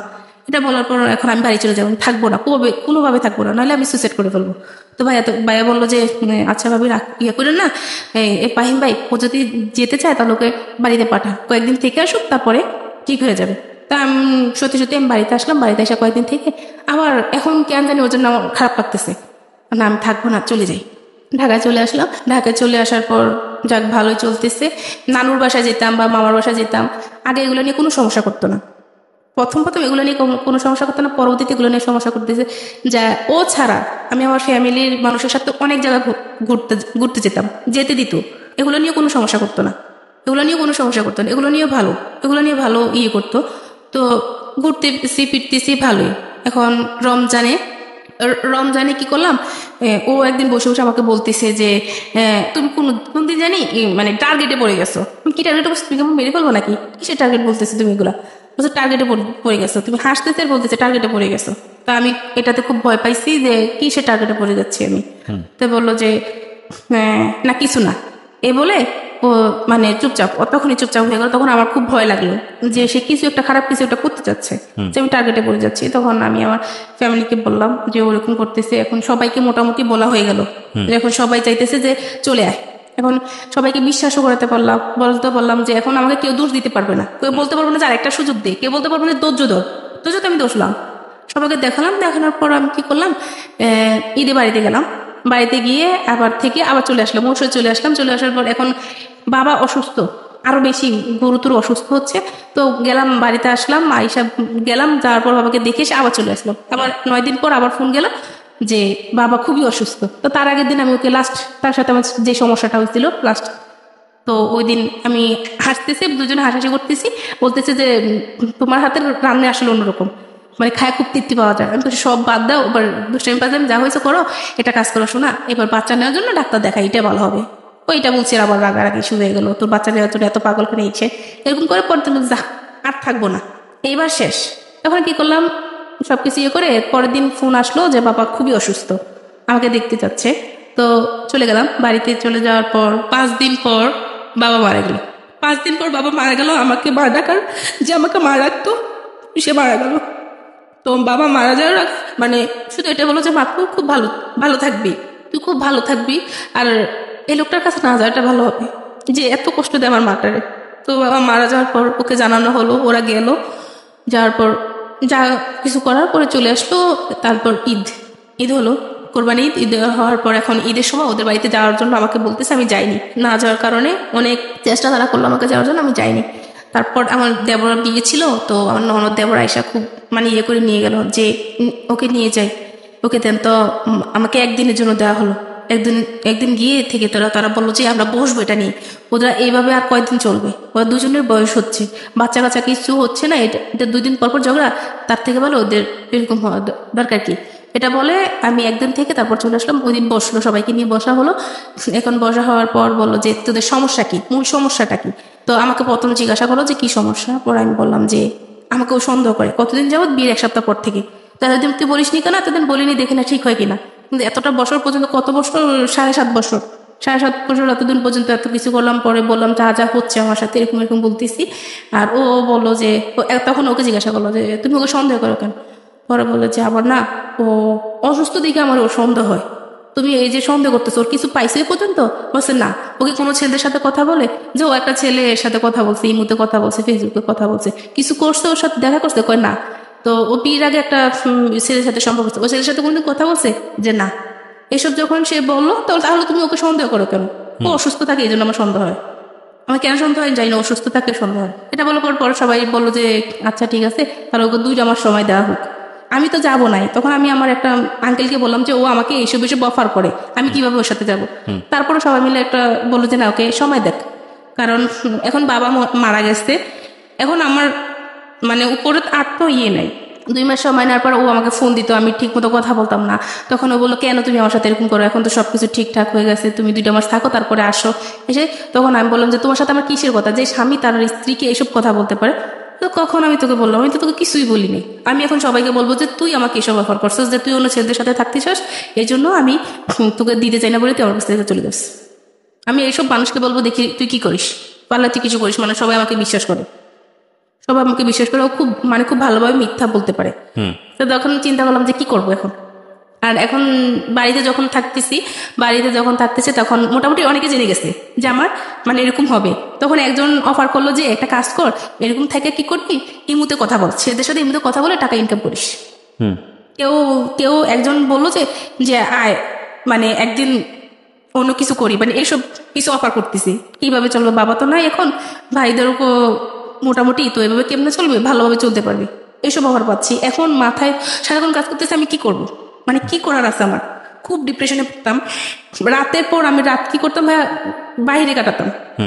মানে গ্রামের বাড়িতে রাতকে 2টা-3টা বাজে আমি বাইরে দাঁড়িয়ে থাকতাম, মানে আমার ঘুম হতো না যে আমি কি করব, এই মানুষটার সাথে আমি কাটাবো সারাটা জীবন, যে মানুষটা আমাকে এসব বলতেছে না আমি একা থাকবো, কোনটা করব।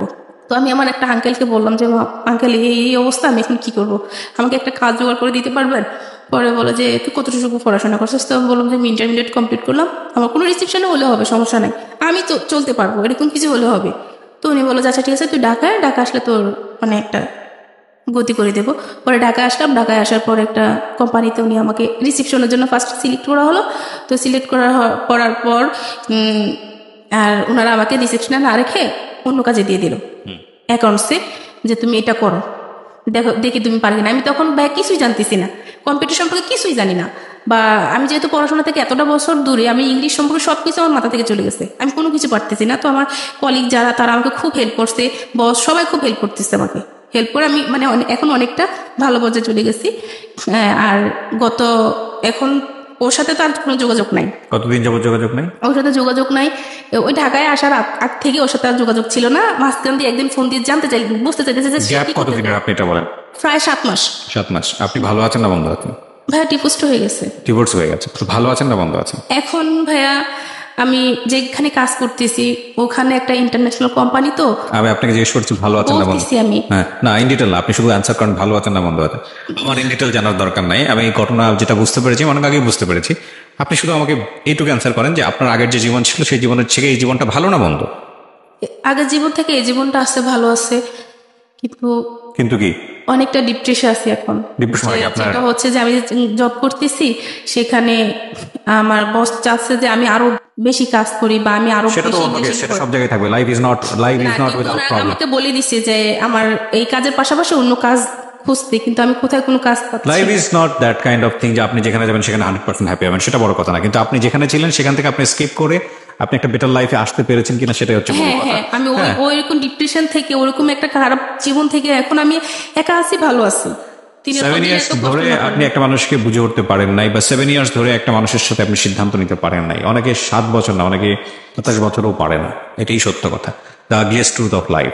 তারপর আমার মনে হয় যে মানুষের সঙ্গে আপনার হচ্ছিল না, যে মানুষটা আপনাকে সন্দেহ করে, এবং সন্দেহ করে আলটিমেটলি একটা মানুষ আপনাকে খুনও করতে পারে, হ্যাঁ, ভুল করে খুনও করতে পারে, সন্দেহ এরকম একটা বাতিক। তো সেই জায়গাটা থেকে আমার মনে হয় সিদ্ধান্তটা ঠিকই আছে, প্রথম কথা হচ্ছে এটা। আর দ্বিতীয় কথা হচ্ছে যে 7 বছরও যেহেতু সে আপনাদের সন্তান নেওয়ার ব্যাপারে কোনো সিদ্ধান্ত নিতে পারেনি, তার মানে সামথিং ইজ রং। তো আজকের এই জীবন গল্পটা আপনি কেন বললেন? আপনার কথা থেকে শেষ করতে চাই আমাদের এই অনুষ্ঠানটা। আমার বললাম যে কেউ কোনো সিদ্ধান্ত নেওয়ার আগে ভেবে চিন্তে কোনো সিদ্ধান্ত নিবে, আর আমার মতো যাতে টাইমটা কেউ বেশি না নেয়, মানে আপনি মনে করেন যাই সমস্যা হোক না কেন পরিবারের কাছে যাতে সেটা শেয়ার করে। রাইট, পরিবারের কাছে যেটা শেয়ার করে সেটা ভালো হবে। আর আমি এটা যেটা করছি সেটা আমার দিক থেকে আমি খুব ভালো করছি। আর আমি যে জীবনের গল্প শোনার পর আমি এটা বুঝতে পারছি যে অনেক ভালো একটা শো এটা, কিন্তু এটার জন্য বলতে হতো যে এটা ভালো না, অনেক ভালো একটা শো, এটা থেকে অনেক মেসেজ পাওয়া যায়। যে আমি সিদ্ধান্তটা নিছি, এমনভাবে সিদ্ধান্তটা নিছি যে আমার কোনো সমস্যা, পরিবারের কাছে আমি স্থান পাচ্ছি। এখন পরিবার আমাকে একটা সময় একটা স্থান দিচ্ছে, তখন যদি আমি এরকম কথা চলে যেতাম, হুট করে চলে আসতাম, বা ওর কথায় আমি রাজি হয়ে যেতাম, ওইসব বলতাম, তখন আমাকে সবাই নষ্টামিয়ে বলতো। কিন্তু এখন আমি সমাজের বুকে মাথা উঁচু করে দাঁড়াতে পারছি, বলতে পারছি যে হ্যাঁ আমি ভালো আছি, আমি সৎ আছি।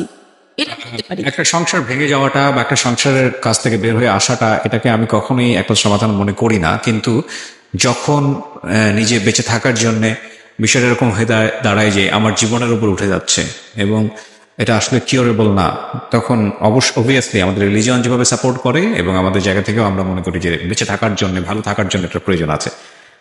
তবে প্রিয় শ্রোতা, একটা বিষয় আজকের এই অনুষ্ঠানে আপনাদেরকে নোট করতে চাই, which is very very important. এই সন্দেহ করা এটা একটা রোগ এবং এটার জন্য কোনো উপসর্গ লাগে না। যারা সন্দেহ করেন তারা নিজেরা খারাপ থাকেন, যাদেরকে নিয়ে সন্দেহ করেন তাদেরকে খারাপ রাখেন।